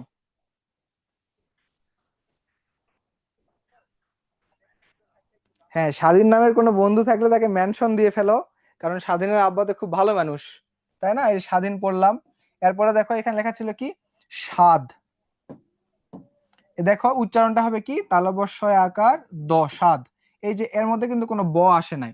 দুন্দস্বটা কেন তালব্যস্ব হলো একটু পরে তুমি দেখতে পাবা। স্বামী যেটা ছিল, উচ্চারণটা কি হবে তালব্যস্বয় আকার ময়ের অক্ষরী, স্বামী। ওটা কেন তালব্যস্ব হলো একটু পরে তুমি দেখতে পাবা। তাহলে 1 নাম্বার নিয়ম কি ক্লিয়ার ভাইয়া? জাস্ট স্বাধীন মনে রাখলে 1 নাম্বার নিয়ম তুমি নিজের মতো করে খাতায় সাজায় গোছায় লিখো, কোনো সমস্যা নাই। এখন দেখো আমরা 2 নাম্বারে যাই। আচ্ছা, স্বাধীনের পরে কি ছিল দেখো তো? স্বাধীনের পরে কি আছে এখানে? আব্বা। স্বাধীনের কি? আব্বা। আচ্ছা, আব্বাতে দেখো তো কি হইতেছে এখানে, ঘটনাটা কি ঘটলো? ঘটনা ঘটলো হচ্ছে বর সঙ্গে আরেকটা ব যুক্ত হইলো। এই যে বর সঙ্গে আরেকটা ব যুক্ত হয়েছে, একে বলা হচ্ছে কি বফলা। এখন তুমি আমাকে বলো যে বর সঙ্গে ব যুক্ত হওয়ার পরে বয়ের কি উচ্চারণ হয়েছে না হয় নাই? উচ্চারিত হয়েছে, তাই না? দুইটা বই কিন্তু উচ্চারিত হয়েছে। দেখো আব, বা, কি আব, একটা ব উচ্চারণ হলো বয় আকারে বা, মানে দুইটা ব উচ্চারিত হয়েছে। এটা হলো 2 নাম্বার নিয়ম। তার মানে যদি বর সঙ্গে ব ফলা যুক্ত হয়, দুটিরই উচ্চারণ হয়। এটা হচ্ছে 2 নাম্বার নিয়ম। আমার কথা ক্লিয়ার? ঠিক আছে, হ্যাঁ। এক্সাম্পল গুলো এখানে দেওয়া আছে, দেখো আব্বা কি হয়ে গেল, দুইটা ব উচ্চারিত হয়েছে। সব্বাই, দুইটা ব উচ্চারিত হয়েছে। সাব্বাস, দেখো সাববাস, দেখো দুইটা ব উচ্চারিত হয়েছে। 90, নব্বই, দুইটা ব উচ্চারিত হয়েছে। দেখো কোনগুলা নিচে হসন চিহ্ন দিছে একটু খেয়াল করো, যেগুলোকে আমি আসলে টানতে চাই নাই। 90, নব, এটাকে টানতে চাই না এই জন্য হসন চিহ্ন দিয়ে দিছি। আবার দেখো তিব্বত, তিব্বত, দুইটা বয় উচ্চারিত হয়েছে। মুরব্বি, মু, র, বি, দুইটা ব উচ্চারিত হয়েছে। তাহলে বর, ব ফলার 2 নাম্বার নিয়ম এটাই, আব্বা নিয়ম। আব্বাতে দুটা ব উচ্চারিত হয়, তার মানে ব ফলার সঙ্গে যদি ব যুক্ত হয়, দুই ব উচ্চারিত হয়। 2 নাম্বার নিয়ম শেষ। কোনো প্রশ্ন আছে? আচ্ছা, নোট কি কেউ করতেছো কিনা? আচ্ছা, কেউ যদি নষ্ট, মানে কষ্ট কইরা নোট করে ফেলো, তাহলে একটু গ্রুপে না হয় দিয়ে দিও সবাইকে, অথবা আমাদের এটা তো পেয়েই যাবা। ঠিক আছে, ওকে। এরপরে নিয়মে আসো ভাইয়া, দেখো স্বাধীন গেছে, স্বাধীনের আব্বাও চলে গেছে। এখন স্বাধীনের আব্বা কেমন মানুষ? বিদ্বান মানুষ, তাই না? স্বাধীনের আব্বা কেমন মানুষ? বিদ্বান মানুষ। আচ্ছা, বিদ্বানটা একটু উচ্চারণ করো তো, এর মধ্যে কি ব উচ্চারিত হয়েছে? বিদ্বান, কোনোভাবে কি ব আছে? না, ব নাই। ক্লিয়ার? ব কেন নাই এখন দেখো, এটা নিয়ম একটু ভেঙে আগে লিখে দিই তোমাকে। বিদ্বান, এটা হইতেছে এর উচ্চারণ। এই যে বিদ্বানের উচ্চারণ যে এরকম হলো, এখান থেকে তুমি কি বুঝতে পারলা? তুমি বুঝতে পারলা যে ব ফলা যদি মাঝখানে বসে, ব ফলা যদি মাঝখানে বসে, তাহলে ব ফলার কি হয় না? ব ফলার উচ্চারণটা হয় না। উচ্চারণ কি হয়েছে বলতো? উচ্চারণ হয় না। এই যে বিদ্যানের মধ্যে কি কোথাও ব ফলাকে দেখা যাচ্ছে? যাচ্ছে না। কারণ কি? এই যে বটা যদি কোনো শব্দের মাঝখানে বসে তাহলে ব ফলা উচ্চারিত হয় না। উচ্চারণ না হয়ে আসলে কি হইছে? যেই বর্ণের সাথে যুক্ত ছিল, এখানে কোন বর্ণের সাথে যুক্ত ছিল দেখো তো? দর সাথে যুক্ত ছিল না? দর সাথে যুক্ত ছিল দ। এই দটার উচ্চারণ কি হয়ে গেছে? দ্বিত্ব হয়ে গেছে। কি উচ্চারণ হয়ে গেছে? দ্বিত্ব বা দুইবার উচ্চারিত হয়ে গেছে। আমার কথা কি ক্লিয়ার? তার মানে নিয়মটা হইতেছে সহজ কথা এটা, যে ব যদি শব্দের মাঝখানে বসে তাহলে উচ্চারিত হয় না, কিন্তু যে বর্ণের সঙ্গে বসে ওই বর্ণের উচ্চারণটা দ্বিত্ব হয় অথবা দুইবার উচ্চারিত হয়। এটা হলো ৩ নাম্বার নিয়ম। এই রকমের কয়েকটা এক্সাম্পল এখানে একটু দেখো। কি? বিদ্যান শিখে ফেলছো অলরেডি। বিশ্বাস, দেখো উচ্চারণের মধ্যে ফার্স্ট কথা হইতেছে ব নাই। ব না থাকার পরেও কি হলো? এই যে এখানে কি ছিল? তালব্য স প্লাস ব। বটা যখন আউট হয়ে গেল, এই তালব্য ষর উচ্চারণ কয়বার হয়ে গেল? দুইবার। এই যে দেখো বিশ্বাস। ক্লিয়ার? অশ্ব তাহলে কি হবে বলো তো? অস স। শেষে ওকার কেন দিলাম? কারণ অশ্বকে তুমি টানতে পারবে। অশ্ব টানতে পারলাম জন্য এখানে কি দিলাম? ওকার দিয়ে দিলাম। আর ব ফলার কোনো উচ্চারণ হয় নাই, যে বর্ণের সঙ্গে যুক্ত হয়েছিল সেটা উচ্চারণ দুইবার হইলো। ঠিক সেম ভাবে নশ্বর, এটা এক বড়। তোমরা পক্কটা কি হবে এটা একটু কমেন্টে লিখে জানাও তো আমাকে। পক্ক, এর উচ্চারণটা আসলে কেমন হবে তাহলে? পক্ক মানে হচ্ছে পেকে যাওয়া, বুঝছো? ঠিক আছে, নশ্বর। হ্যাঁ, ওই তোমার টাইপিং এ হয়তো মনে করো যে ওখানে হসন চিহ্ন আসতেছে না, কিন্তু বুঝতে পারছি। মিম বলতেছো, ঠিক আছে। পক্ক, হ্যাঁ হ্যাঁ পক্ক, ঠিক আছে ভাইয়া। হসন চিহ্ন যারা দিচ্ছ না সমস্যা নাই, আমি বুঝে ফেলছি, কিন্তু পরীক্ষায় খাতায় যখন লিখবা অবশ্যই অ্যাপ্রোপ্রিয়েট জায়গায় হসন চিহ্ন দিয়ে লিখতে হবে। ফেসবুকেও লিখে ফেলছো, বাংলিশেও অনেকে লিখছো, সমস্যা নাই, লিখো। হ্যাঁ হ্যাঁ, বাংলিশ মানে কি? ইংরেজি বর্ণমালা দিয়ে বাংলাকে লিখতেছি আমরা, তাই না? তবে এই অপচর্চা থেকে একটু সরে আসা উচিত আমাদের। ভাষার মাস চলে আসতেছে, আমরা অনেক কষ্ট করে আমাদের ভাষাকে পেয়েছি। পৃথিবীতে বাঙালি একমাত্র জাতি যারা ভাষার জন্য যে রক্ত দিল। তো কষ্ট করে হলে একটু বাংলা চর্চা করো আর কি। ঠিক আছে, বাংলা কিবোর্ড না থাকলে কোনো সমস্যা নাই। আমি এটা যে একটা মানে অপরাধ বা পাপ এমন বলতেছি না, আমি জাস্ট বলতেছি যারা যদি কারো থাকে বাংলা লেখার অভ্যাস করে ফেলে। তাহলে এটা কয় নাম্বার নিয়ম গেল? ৩ নাম্বার। খুবই সহজ, এটা ছিল ১ নাম্বার নিয়ম, এটা ২ নাম্বার, এটা চলতেছে এখন ৩ নাম্বার। তাহলে এখন ৪ নাম্বার নিয়ম কোনটা হবে তোমরা একটু বলো তো? অবশ্যই দেখতে পাচ্ছ ৪ নাম্বার নিয়মটা হবে এই যে নম্বর। ৪ নাম্বার নিয়ম কি? নম্বর। আচ্ছা দেখো তো নম্বরের উচ্চারণটা কেমন? নম বর, তাই তো নাকি? তার মানে এখানে কি হইলো? বটা কেমন হয়েছে? ব উচ্চারিত হয়েছে। হয়েছে নাকি তোমরা নিজেরাই বোঝো। বটা উচ্চারিত কি হয়েছে? না হয়েছে আর কি। এটাই ছিল আমাদের ৪ নাম্বার নিয়ম। মানে মর সঙ্গে যদি ব ফলা যুক্ত হয়, কোনো কারণে যদি ম বর্ণের সঙ্গে, এই যে ম বর্ণের সঙ্গে ব ফলা যুক্ত হয়, তাহলে ব ফলার উচ্চারণটা হয় বা বটিও উচ্চারিত হয়। যেমন এখানে কি ছিল? নম্বর। এটা কত নাম্বার নিয়ম? ৪ নাম্বার। এক্সাম্পল গুলো এখানে দেখো। নম্বর ইতিমধ্যে তোমাদের বলে দিয়েছি আমি। এখানে নীলাম্বরী লেখা আছে। এই যে নীলাম্বরী, দেখো ময়ব, এখানেও ময়ব দুইটা আছে। তাহলে লম্বা যেটা ছিল কি হয়ে যাবে বলো তো? লম বা। এই যে মটা উচ্চারিত হয়েছে, বটা উচ্চারিত হয়েছে। আবার দেখো সম্বল, সম বল। সম্বল কি বলো তোমরা? না, তোমরা কি বলো? সম্বল। তাহলে এখানে মটা উচ্চারিত হইলো, বটা উচ্চারিত হইলো। এটাই ছিল ব ফলার একটা নিয়ম। নম্বর মাথায় রাখলেই চলে আসবে যে মর সঙ্গে যদি ব ফলা যুক্ত হয় তাহলে ব ফলার উচ্চারণ হয়। ভাইয়া তোমাদের কি কঠিন লাগতেছে ব্যাপারগুলা? এর চাইতে সহজ করে মনে হয় বোঝানো সম্ভব না। ঠিক আছে, ওকে ওকে। হ্যাঁ, কম্বল, বেশ সুন্দর লিখেছো। এই নিয়মটা চলে গেল। এরপরে ৫ নাম্বার নিয়ম দেখো, ইতিমধ্যে তোমরা বুঝে ফেলছো। ৫ নাম্বারটা হইতেছে কি? দ্বন্দ্ব।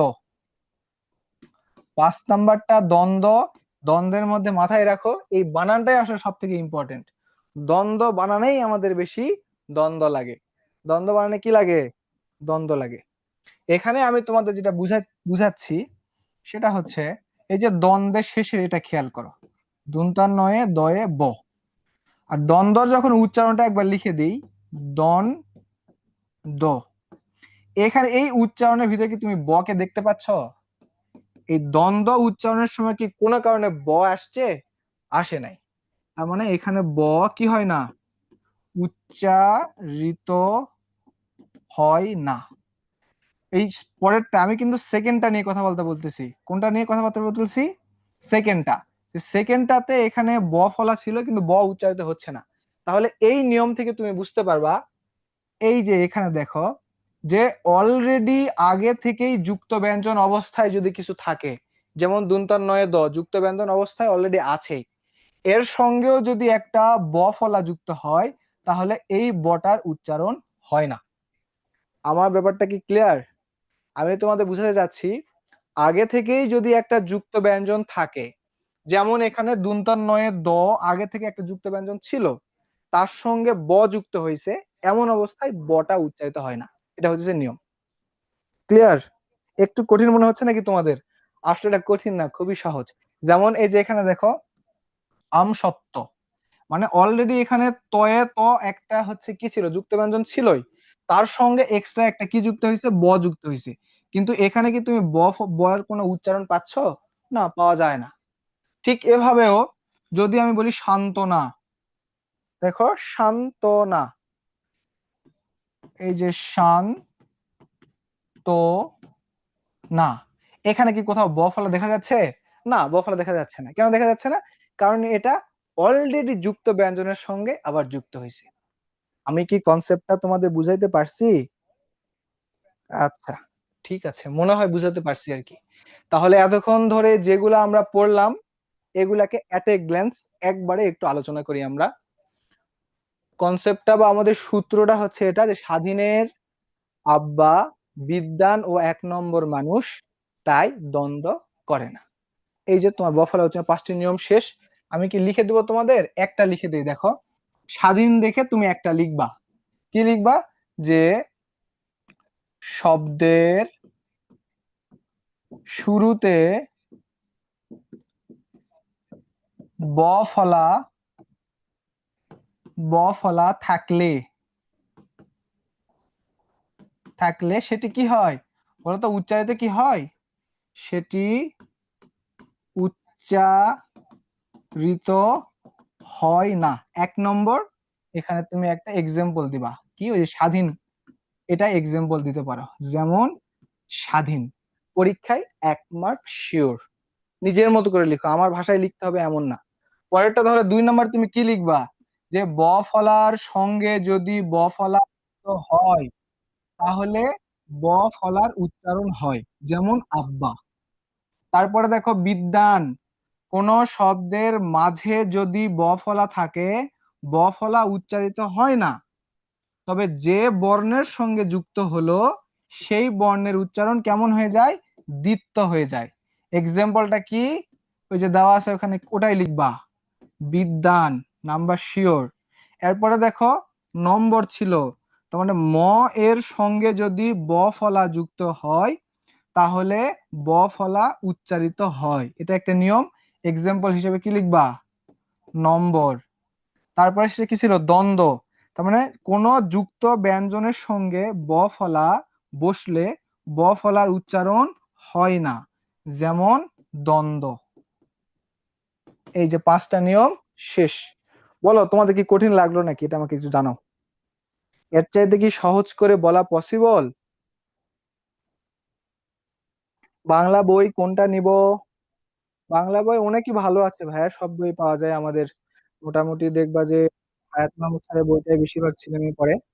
এর চাইতে ইজি করে আসলে আর বলা সম্ভব না, এবং পরীক্ষায় এটা মাস্ট আসবে, শিওর থাকো।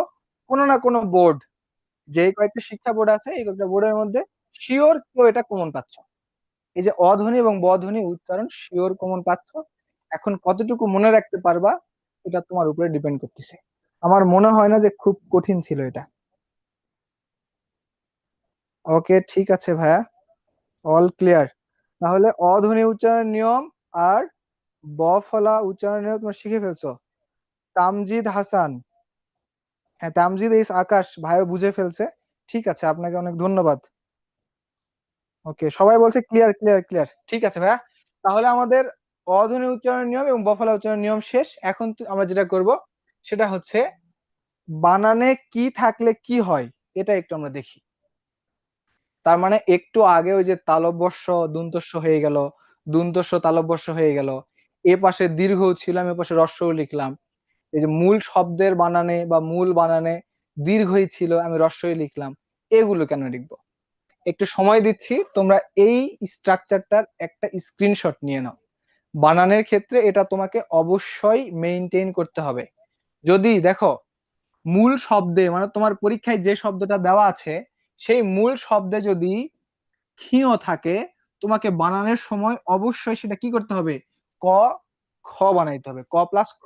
যেমন দেখো পরীক্ষা, পরীক্ষাতে ক্ষীয়টা কি হয়ে গেছে দেখো তো, ক যোগ খ হয়ে যায় নাই, গেছে।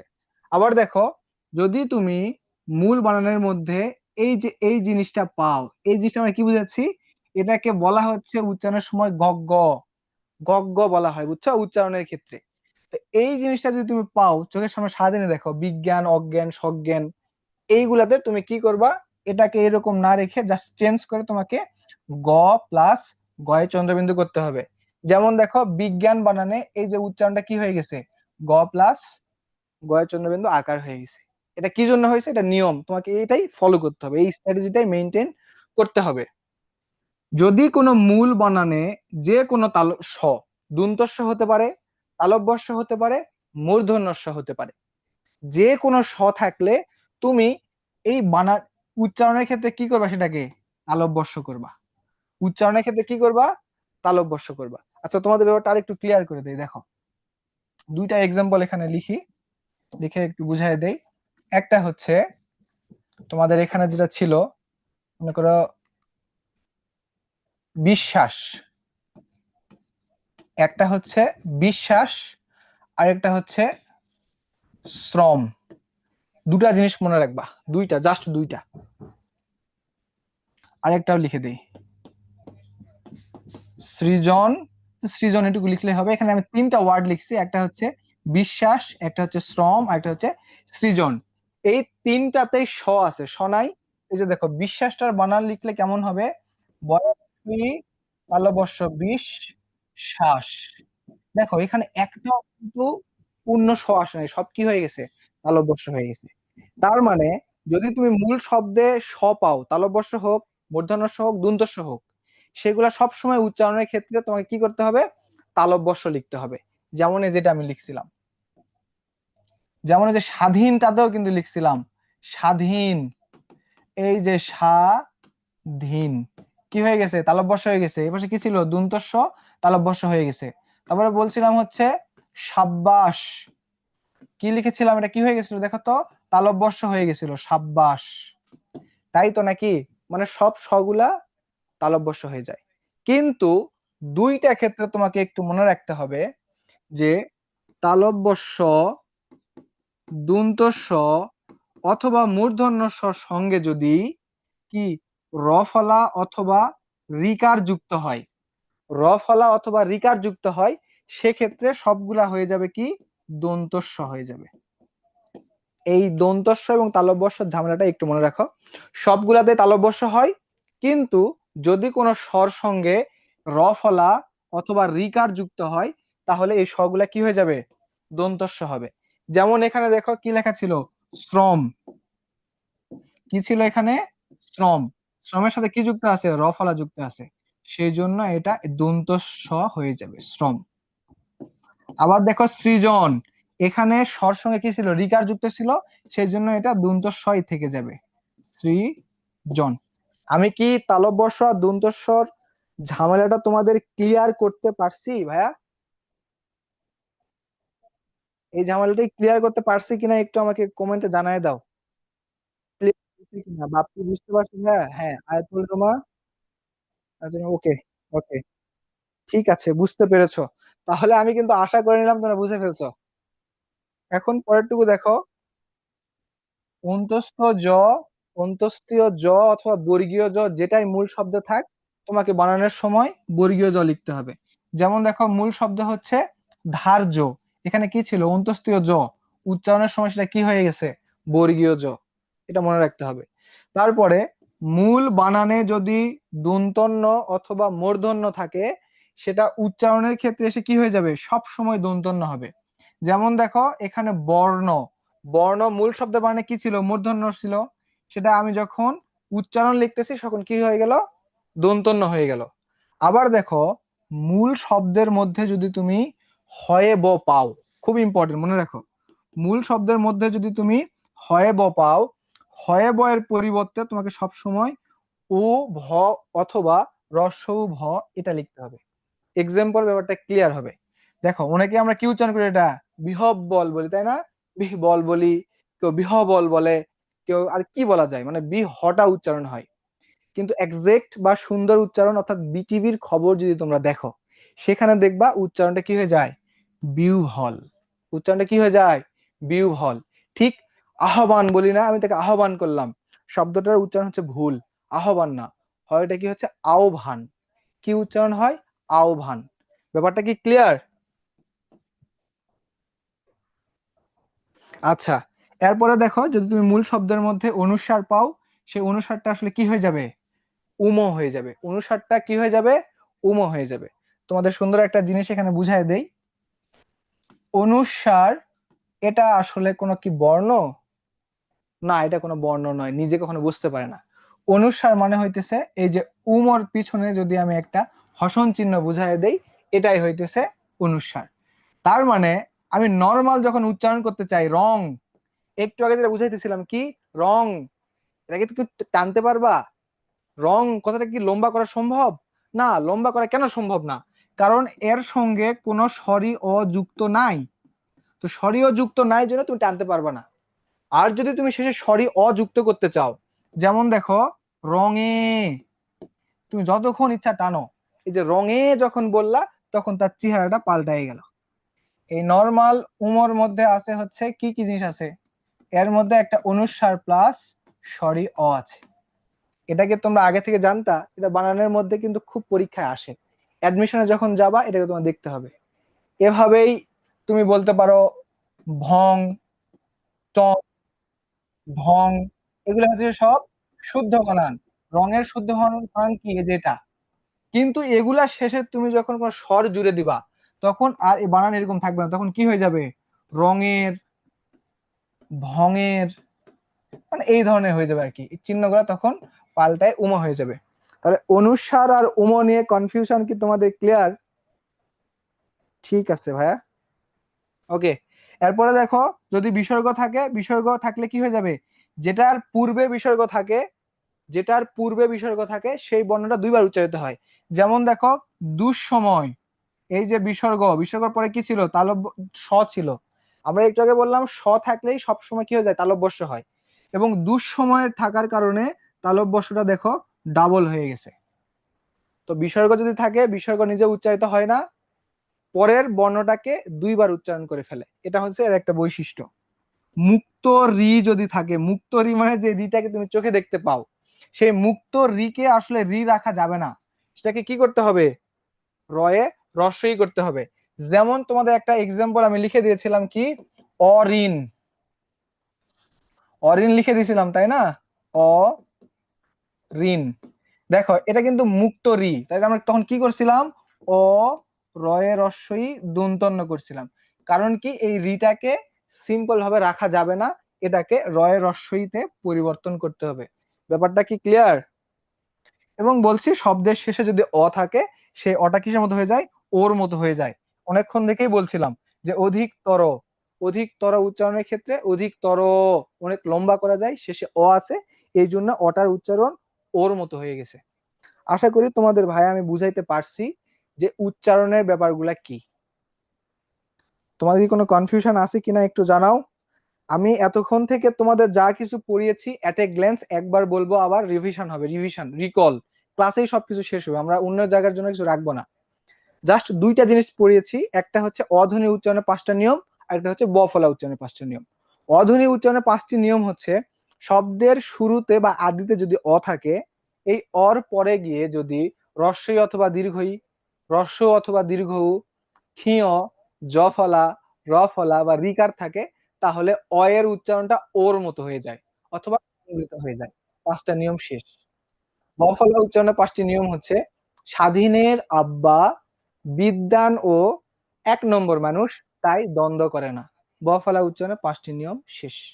এই জিনিসটাই এতক্ষণ থেকে তোমাদের আসলে আমি চিল্লায় পাল্লায় বুঝাই দিতেছিলাম।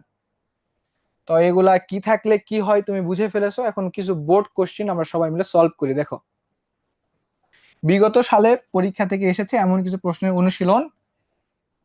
প্রথম এটা কি ছিল? অকৃতজ্ঞ। অকৃতজ্ঞ থেকে একটা জিনিস মনে হয়ে গেল, মনে রাখো, অ যদি না অর্থে ব্যবহৃত হয়, অ যদি না অর্থে ব্যবহৃত হয়, কি অর্থে? না অর্থে ব্যবহৃত হয়। যেমন অকৃতজ্ঞ মানে যে কৃতজ্ঞ নয়। অকৃতজ্ঞের অ দিয়ে কি বুঝাইছে? না বুঝায় নাই, নয় বুঝায় নাই। হ্যাঁ, যদি অ দিয়ে না অর্থে ব্যবহৃত হয় তাহলে অ কে কখনো তুমি চেঞ্জ করতে পারবা না। অ যেরকম সেরকমই থাকবে। যদি আমি অকাজ বলি তাহলে ওই অর উচ্চারণ অর মতোই হবে। যদি অকৃতজ্ঞ বলি অর উচ্চারণ অর মতোই থাকবে, একে হাত দেওয়া যাবে না। তার মানে অর শরীরে কারেন্ট থাকে কখন? যখন অ নিজে না অর্থ প্রকাশ করে, তখন সে সংবিত হয় না, বিবৃত হয় না, কিছুই হয় না, জাস্ট যেরকম ছিল ওই রকমই থাকে। কনসেপ্টটা কি বুঝতে পারছো? যেমন দেখো, অকৃতজ্ঞ উচ্চারণ লেখার সময় আমাকে প্রথমে একটা অই লিখতে হবে। এখন কৃতজ্ঞ ব্যাপারটা আমাকে এক্সাম্পল দিছিলাম একটু আগে তোমাদের। অ কি হবে বলো? তোমরা একটু অকৃতজ্ঞটা একটু আমাকে বলে দাও। অকৃতজ্ঞতে কি এক্সাম্পল দেওয়া যায়, মানে এটার ইয়েটা কি হবে, উচ্চারণটা কি হবে? একটু লেখো দেখি, আমি তোমাদের এক্সাম্পল লেখাটা একটু দেখি, দেখে আমি এখানে লিখে দিব। একটু নিজে ট্রাই করো, কারণ এটা পরীক্ষায় বারবার আসছে। অকৃতজ্ঞ, অকৃতজ্ঞ শেষে টানা যাচ্ছে কিনা এটা একটু মনে রাখো। সুলতানা মিম, অকৃতজ্ঞ শেষে কি তুমি টানতে পারতেছো কিনা একটু মনে রাখো। হ্যাঁ, অকৃ, আবার কি হবে বলো তো? অকৃত, এই যে তয়কার, অকৃতজ্ঞ, গয়ে চন্দ্রবিন্দু আকার, অকৃতজ্ঞ, বুঝছো? অকৃতজ্ঞ সে টানা যাচ্ছে জন্য ওকার হয়ে যাবে, এগুলো একটু মনে রাখতে হবে। তারপরে দেখো, অত্যাবশ্যক, একটু আগে আমরা পড়ছিলাম যে অর পরে যদি জফলা থাকে ওটা কেমন হয়ে যায়? ও হয়ে যায়। তা কি হয়ে যাবে? বর্ষক। একটু মুছে মুছে দিয়ে ঠিক করে লিখতেছি। ও তা বর্ষক কি হয়ে যাচ্ছে দেখো তো? অত্যাবশ্যক। যেগুলা শেষে তুমি অধ্বনি উচ্চারণ করতে চাচ্ছ না সেগুলা নিচে একটা হর্ষণ চিহ্ন দিতে হবে। এরপর দেখো, অধিকাংশ, অর পরে কি যুক্ত আছে? রস্বই যুক্ত আছে, তাহলে অটা কিসের মতো হয়ে যাবে? ওর মতো হয়ে যাবে। ও ধি কাং স, শোনা যাচ্ছে না, ওকার হয়ে গেল। আবার দেখো, অধ্যক্ষ, এই যে অর পরে কি দফালা আছে না, তাহলে অর উচ্চারণটা কেমন হয়ে যাবে? ও হয়ে যাবে। অধ ধক খ। এই যে ক প্লাস খ কেন হইলো? এখানে যুক্ত ব্যঞ্জন বা একটা ক্ষীয় ছিল। তোমরা কি বুঝতে পারতেছো ভাইয়া এগুলা? ওকে, তোমরা একটু হ্যাঁ কমেন্ট করতেছো, বেশ ভালো। প্রায় শেষের দিকে চলে আসছি আমরা। তোমাদের বন্ধু বান্ধবের যাদের এখনো ঘুম ভাঙে নাই, শেষের দিকে তাদেরকে একটা নক দিয়ে দেখো, তাদেরকে ঘুম থেকে জাগাতে পারো কিনা, তাদেরকে ঘুম থেকে জাগাতে পারো কিনা আরেকবার ডাক দিয়ে দেখো, মেনশন দাও ওদেরকে। আচ্ছা, ঠিক আছে। এরপর দেখো, অক্ষ, অযুক্ত আছে, অর পরে কি আছে? ক্ষীয় আছে, তাহলে অটা কেমন হয়ে যাবে? ও হয়ে যাবে। এবং আমরা একটু আগে বলেছিলাম যে যদি ক্ষীয় থাকে তাহলে ক এবং খ নিতে হবে, তাহলে অ খ। ঠিক আছে। দেখো, অবিশ্বাস, অবিশ্বাসের অ দিয়ে কি বুঝাইছে? না অর্থে বুঝায় নাই।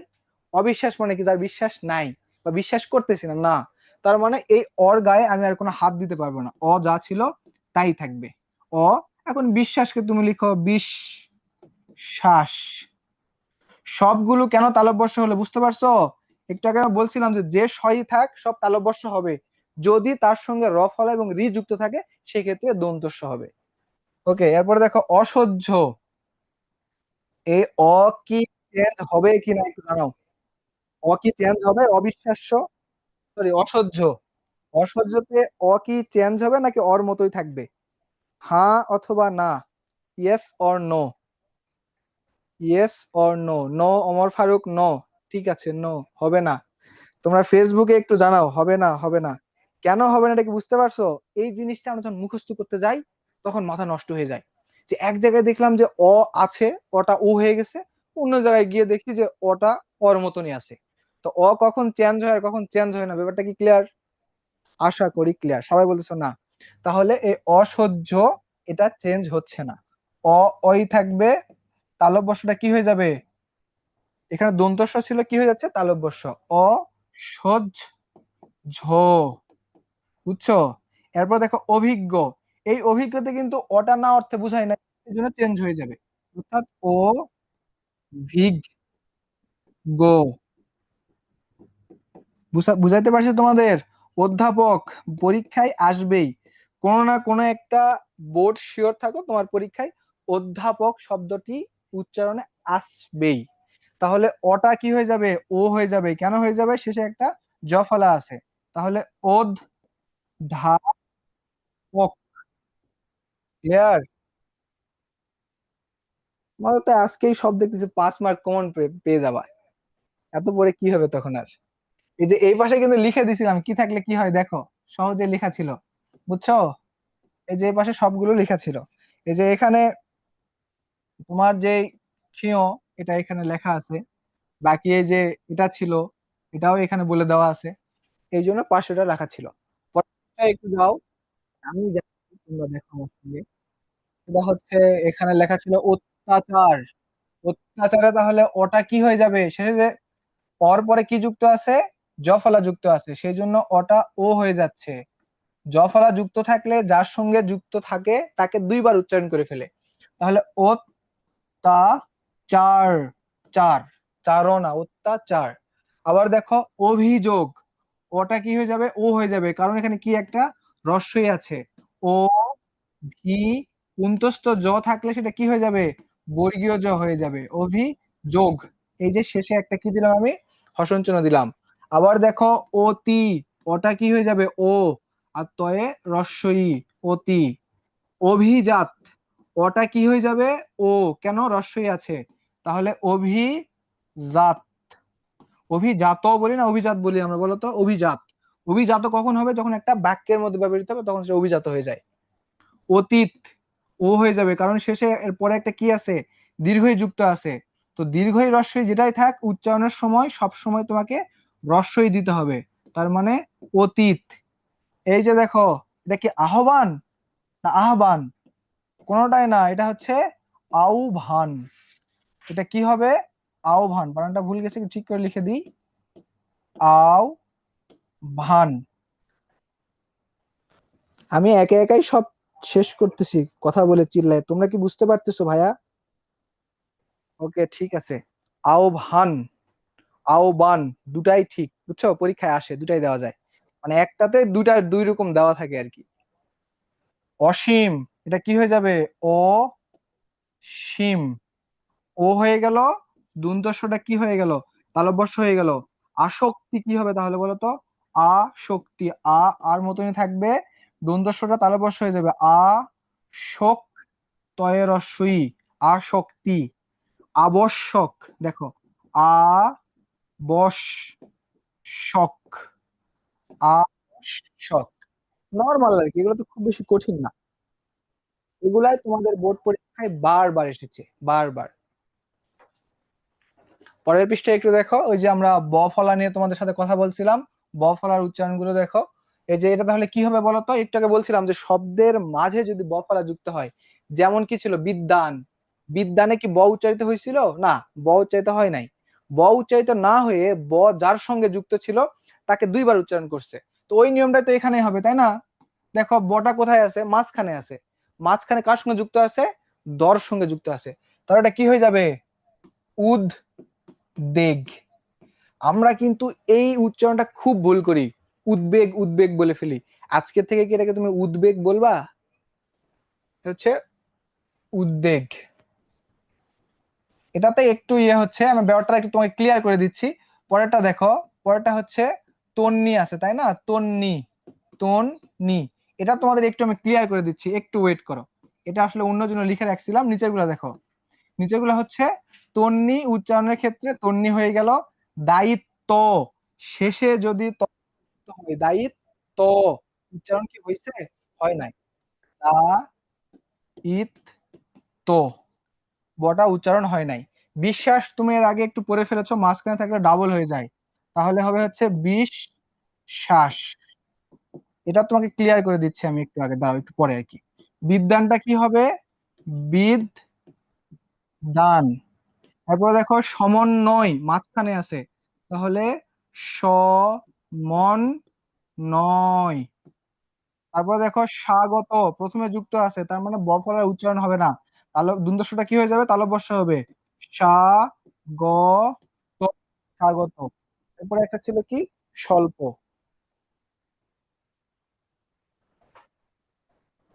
এগুলা কি তোমরা বুঝতে পারছো? উদ্বেগ যেটা, এটা একটু তোমাদের ক্লিয়ার করে দেই। এটা উচ্চারণটা হইতেছে যদি উৎ প্রত্যয় যুক্ত থাকে, উৎ প্লাস বেগ কি হয়ে গেল? উদ্বেগ। যদি উৎ প্রত্যয় যুক্ত থাকে তাহলে এখানে আমার হাত দেওয়ার আর কোনো সুযোগ নাই। এটা একটু মনে রাখো, এক্সেপশনাল। যে উৎ উপসর্গ যুগে যদি কোনো শব্দ গঠিত হয়, তাহলে সেই শব্দের বচনকে হাত দেওয়ার অধিকার নেই। সে যেমন আছে তেমনই থাকবে। এটা একটু এক্সেপশনাল, তো এই জন্য তোমাদের তখন বলা হয় না আর কি, নিয়মের মধ্যে এক্সেপশনাল পড়ে না। তোমাকে জাস্ট 5টা নিয়ম লিখতে হবে, এবং উদ্বেগ লেখার সময় একটু মাথায় নিয়ে আসো যে যেমন ছিল ব্যাপারটা তেমনই হবে। কি জন্য এমন হবে? কারণ এই শব্দের মধ্যে আসলে উত নামের একটা কি ছিল? উপসর্গ ছিল। আচ্ছা, ঠিক আছে। আমাদের মোটামুটি আজকে ব্যাকরণ পাঠ শেষ, এবং আশা করি ক্লাসটা তোমাদের খুব বেশি বোরিং লাগেনি। কারণ আমরা আসলে ক্লাসে শিখছি মাত্র 2টা টপিক, একটা হইতেছে কি অধ্বনি উচ্চারণ নিয়ম, একটা হচ্ছে বফলা উচ্চারণ নিয়ম, এবং কয়েকটা বোর্ডে আসা কোশ্চিন প্র্যাকটিস করছি। এখন নির্মিত অংশে দেখো দিনলিপি লিখন। দিনলিপিটা আসলে কি? তোমরা যে ডায়েরি লিখো না, ডায়েরি, এই ডায়েরি লেখাটাই হইতেছে দিনলিপি লিখন। তুমি সারা দিনে কি কি করলা সেগুলাকে স্মৃতির পাতায় তুমি আসলে একটু লিখে রাখতে চাও, সেজন্য রাতে গিয়ে আমরা অনেক সময় আমার দিনের কষ্টের মুহূর্তগুলো, হাসি কান্না খুশির মুহূর্তগুলো খাতা কলমে কি করে রাখি? বন্দি করে রাখি। এটাকে বলা হচ্ছে দিনলিপি লিখন। দিনলিপি লিখন পরীক্ষায় আসবেই, এবং তোমার হাতের লেখা যদি পরিষ্কার হয় এবং বানান যদি ভুল না যায়, তাহলে তুমি এখানে অ্যাপ্রোপ্রিয়েট বা ম্যাক্সিমাম নাম্বারটা ইনশিওর করতে পারো। তো দিনলিপি লিখনে কোনো নিয়ম আছে কিনা? নিয়ম বলতে আসলে তেমন কিছু নাই, একটা স্ট্রাকচার আছে, স্ট্রাকচারটা একটু দেখো। দিনলিপি লেখনের ক্ষেত্রে তোমাকে প্রথমে কি করতে হবে? একটা শিরোনাম লিখতে হবে। প্রথমে কি করতে হবে? একটা শিরোনাম। শিরোনাম কেন লিখবা? কারণ শিরোনাম লিখলে এখানকার জন্য একটা বাজেট মার্ক থাকে, ওই মার্কটা তুমি পেয়ে যাবা। তো কেমন শিরোনাম লিখবা? শিরোনামটা অবশ্যই খুব ছোট করে লেখার চেষ্টা করবা। যেমন বলা হচ্ছে কলেজে তোমার প্রথম দিনের অনুভূতি সম্পর্কে একটি দিনলিপি লিখো, তাহলে তুমি লিখবে কলেজে আমার প্রথম দিনের অনুভূতি। এটা হচ্ছে একটা শিরোনাম। এটা ব্যক্তিভেদে তোমার ক্ষেত্রে আলাদা হতে পারে, কিন্তু অবশ্যই যে বিষয়ে তোমাকে দিনলিপি লিখতে দেওয়া হয়েছে সেই বিষয়ের সাথে সামঞ্জস্যপূর্ণ একটা শিরোনাম তোমাকে দিতে হবে। এটা তোমার ব্যক্তিগত বিষয়। সাউন্ড বাফারিং করতেছে না, সাউন্ড তুমি একটু নেট ঠিক করো আপু। ঠিক আছে, তাহলে তোমাকে প্রথমে কি করতে হবে? একটা শিরোনাম লিখতে হবে। শিরোনামের পরে তোমাকে যেটা খেয়াল রাখতে হবে, একটু দেখো মজার ব্যাপার, কি করতে হবে? একটা তারিখ লিখতে হবে, তারিখ। তারিখের ক্ষেত্রে যেটা মনে রাখবা, মনে করো তোমার পরীক্ষা যখন হচ্ছে, সেই পরীক্ষার বড়জোর 15 দিনের মধ্যে একটা তারিখ তুমি ইউজ করবা। বিগত 15 দিনের মধ্যে একটা তারিখ ইউজ করলে খুব ভালো হয়। তারিখের ক্ষেত্রে প্রথমে তুমি দিন লিখবা, তারপরে মাস লিখবা, এরপরে সালটা উল্লেখ করবা। তারিখের পরে তোমাকে যেটা করতে হবে সেটা হচ্ছে সময় লিখতে হবে। সময়, সময়ের ক্ষেত্রে যেটা মোস্ট ইম্পর্টেন্ট সেটা হচ্ছে অবশ্যই তোমাকে রাতের একটা সময় লিখতে হবে। কেন রাতের সময় লিখতে হবে? ডায়েরি লেখার সাথে একটা জিনিস সম্পর্কিত, যে এটা আমরা রাতের বেলা গিয়েই লিখি। ডায়েরি কি কেউ তোমরা দিনের বেলা লিখো? লিখতে পারো অনেকেই, এক্সেপশনাল থাকতেই পারে, কিন্তু বেসিক্যালি এই ডায়েরিটা আসলে লেখা হয় রাতে। এই জন্য সময়টা অবশ্যই তুমি কোনো রাতের একটা সময় দিবা, 12টা, 11টা, 10টা এরকম। আবার 3টা 4টা দিও না, এটাতে তোমার সম্পর্কে একটা নেগেটিভ আইডিওলজি আমার তৈরি হয়ে যাবে। বুঝতে পারছো? আচ্ছা, এরপরে কি কাজ? এরপরে তোমাকে স্থানটা দিতে হবে, অর্থাৎ তুমি কোন স্থানে বসে ডায়েরিটি লিখতেছো। মনে করো তুমি ঢাকাতে লিখতেছো, মতিঝিল ঢাকা, অথবা তুমি শাহবাগে লিখতেছো শাহবাগ ঢাকা, এভাবে জাস্ট জায়গাটা একটু মেনশন দিলে ওকে। এটা ছিল এই স্ট্রাকচার। এরপরে যেটা আসবে সেটাকে বলা হচ্ছে ইংরেজিতে বডি, বাংলা যেটাকে বলা হয় গর্ভ। এখানে এখন তুমি ওই সারা দিনের ঘটনায় কি কি করছো সেগুলা লিখবা। লেখার ক্ষেত্রে কয়েকটা জিনিস মনে রাখতে হবে। দেখো, দিনে ঘটে যাওয়া সকল ঘটনা নয়, ওই দিনে উল্লেখযোগ্য আসলে কি ঘটে গেছে এই জিনিসগুলাই তোমাকে দিনলিপির মধ্যে লিখতে হবে। মানে হাবিজাবি সবকিছু লিখলে ব্যাপারটা অন্যরকম দেখায়। তুমি কি করছো, কি খাইছো, কি পড়ছো এগুলো না লিখে ওই দিনে ইম্পর্টেন্ট বা উল্লেখযোগ্য যে ঘটনাগুলো ঘটে গেছে সেই জিনিসটাই তুমি আসলে এর মধ্যে লেখার চেষ্টা করবা। এবং এরপরে আবার দেখবা ঘটনার সাথে চরিত্রগুলোর সংক্ষিপ্ত পরিচয় দেওয়া যেতে পারে। মানে তুমি যে ঘটনা উল্লেখ করতেছো সেক্ষেত্রে যে চরিত্রগুলো এসেছে সেই চরিত্রগুলো সম্পর্কে তুমি অল্প অল্প কথা লিখতে পারো। যেমন কথার মধ্যে হয়তো জেলা প্রশাসক চলে আসলো, তো জেলা প্রশাসক নিয়ে 2-4টা ওয়ার্ডের মধ্যে তুমি কথা লিখতে পারো। বা তোমার স্কুলের একজন স্কুল বা কলেজের টিচারের কথা আসলো, তুমি তার সম্পর্কে 2-4টা পরিচয় দিতে পারো। সেটাই বলা হচ্ছে যে চরিত্রগুলোর সংক্ষিপ্ত একটা পরিচয় তুমি এই পত্র গর্ভের মধ্যে বা এই গর্ভের মধ্যে বডির মধ্যে লিখতে পারো। এবং দেখো, লেখকের নিজের ভাষা, লেখকের নিজের ভাষায় নিজের কথার বিশ্লেষণ থাকবে। তুমি যদি চাও তাহলে তোমার নিজের বিশ্লেষণটা তুমি এই অংশের মধ্যে নিয়ে আসতে পারো, যে আমি এটা করেছি, এই জিনিসটা না করে এটা করলে ভালো হতো, তোমার কোনো মতামত, এই ধরনের মতামতটা তুমি ডায়েরির মধ্যে লিখতে পারো, কোনো সমস্যা নেই। শেষে তোমাকে কি করতে হবে, সুন্দর করে একটা স্বাক্ষর করতে হবে। স্বাক্ষর করে তুমি খাতাটা তখন কি করবা, বন্ধ করে ফেলবা। এটাই হইতেছে তোমার দিনলিপি লিখন বা ডায়েরি লিখন। ডায়েরি লিখে না এমন লোকজন কি মানে আমরা খুঁজে পাবো? না, মোটামুটি পাই না। আচ্ছা, ডায়েরি লেখা এই যে আমার দিনলিপি লিখন, এটা নিয়ে তোমাদের কি কোনো প্রশ্ন আছে কিনা, ভিতরে দ্বন্দ্ব আছে কিনা আমাকে একটু জানাও। যদি কোনো দ্বন্দ্ব থাকে আমি ক্লিয়ার করে দেই। জার্নি টাইম লেখা হয় দিনে। আচ্ছা, জার্নি টাইমে লেখা হয়, এটা ব্যাপারটা হইতেছে কোনটা শাশ্বত, মানে নরমাল সব ক্ষেত্রে চলে, চিরকালীন, এই ব্যাপারটা তোমাকে দেখতে হবে। এই যে exception can not be rule, একটা কথা আছে না, যে তুমি সবাই যে ডায়েরি হচ্ছে জার্নির সময় লিখে এমন তো না। নরমালি, বেসিক্যালি, বাংলাতে বলা হচ্ছে শাশ্বত বা সাধারণত ডায়েরি লেখা হয় রাতে। কয় পেজ লিখবা, এটা একটা ভালো কথা বলছো। পেজ লিমিটেশন নাই, তুমি 2 পৃষ্ঠা, 3 পৃষ্ঠা, 4 পৃষ্ঠা লিখতে পারো। তবে অবশ্যই যেটা মনে রাখতে হবে সেটা হচ্ছে, এটা যদি তোমার পরীক্ষার খাতা হয় তোমাকে অবশ্যই এই খাতা থেকে স্টার্ট করতে হবে, বুঝছো? এই জায়গা থেকে তুমি লেখা স্টার্ট করবা, করে এই পৃষ্ঠা লেখা শেষ করে তুমি এই পৃষ্ঠাতে যাবা। পেজ লিমিটেশন নাই, তুমি লিখতে পারো। হাতের লেখা অবশ্যই পরিষ্কার করে লিখবা, ক লিখতে যেন বর মতো হয়ে না যায়, এই আর কি। ঠিক আছে, রূপক নাম ইউজ করা যাবে কি? হ্যাঁ, যেতে পারে, সমস্যা নেই, তুমি রূপক নাম ইউজ করতে পারো। ওখানে যদি প্রশ্নে যদি কোনো কারো নাম উল্লেখ থাকে সেক্ষেত্রে তোমাকে ওই ইনস্ট্রাকশন ফলো করতে হবে। আর প্রশ্নে যদি কোনো ইনস্ট্রাকশন দেওয়া না থাকে চরিত্রগুলো, সেক্ষেত্রে তুমি তোমার নিজের যা ইচ্ছা সেই নামগুলো ইউজ করতে পারো। দেখো, একটা প্রশ্ন বারবার পরীক্ষায় আসছে যে কলেজে প্রথম দিনের অনুভূতি ব্যক্ত করে একটি দিনলিপি লিখো। এক্ষেত্রে আমরা তোমাকে প্রথমে বলেছিলাম একটা তারিখ থাকবে, তারিখের মধ্যে দেখো 16 জানুয়ারি 2024 বৃহস্পতিবার। সময়টা আমি কখন দিয়ে দিছি, রাতের সময়, রাত 11টা। স্থান হচ্ছে মতিঝিল, ঢাকা 1000। এটা হচ্ছে প্রথম স্ট্রাকচার। উপরে কিন্তু একটা শিরোনাম দেওয়া হয়নি, বুঝছো? শিরোনামটা তোমরা দিয়ে নিবা। এখানে অবশ্যই একটা কি লাগবে, শিরোনাম লাগবে, মাস্ট। এরপরে আমি আমার কথাবার্তাগুলো এখানে লিখেছি, তুমি তোমার মতো কথাবার্তা এখানে লিখবা। লিখে শেষমেশ নিচে একটা তোমার সাইন দিয়ে ফেলবা। সাইন দিয়ে এটাকে ক্লোজ করে দিবা। আশা করি এখানে সর্বোচ্চ মার্ক পাওয়া সম্ভব। রূপক শিরোনাম দেওয়া যাবে না। রূপক শিরোনাম কেন দিবা, চরিত্রগুলোর নাম তুমি রূপক দিতে পারো। শিরোনামের ক্ষেত্রে তোমাকে যেই ব্যাপার নিয়ে কথা বলা হয়েছে, মনে করো যে কলেজের প্রথম দিনের অনুভূতি ব্যক্ত করে একটি দিনলিপি লিখো, এক্ষেত্রে আমার শিরোনামটা কেমন হবে, আমার শিরোনাম হবে আমার কলেজ লাইফের বা কলেজ জীবনের প্রথম অনুভূতি, অথবা প্রথম অনুভূতি, অথবা একদিন কলেজে বা কলেজের প্রথম দিন। এইভাবে ওই সাবজেক্টের সাথে রিলেটেড একটা শিরোনাম তোমাকে ঠিক করতে হবে। রূপক শিরোনাম বলতে এখানে কি যে বোঝাচ্ছে আমি তো বুঝতে পারি নাই। ঠিক আছে ভাইয়া, মোটামুটি এগুলাই ছিল।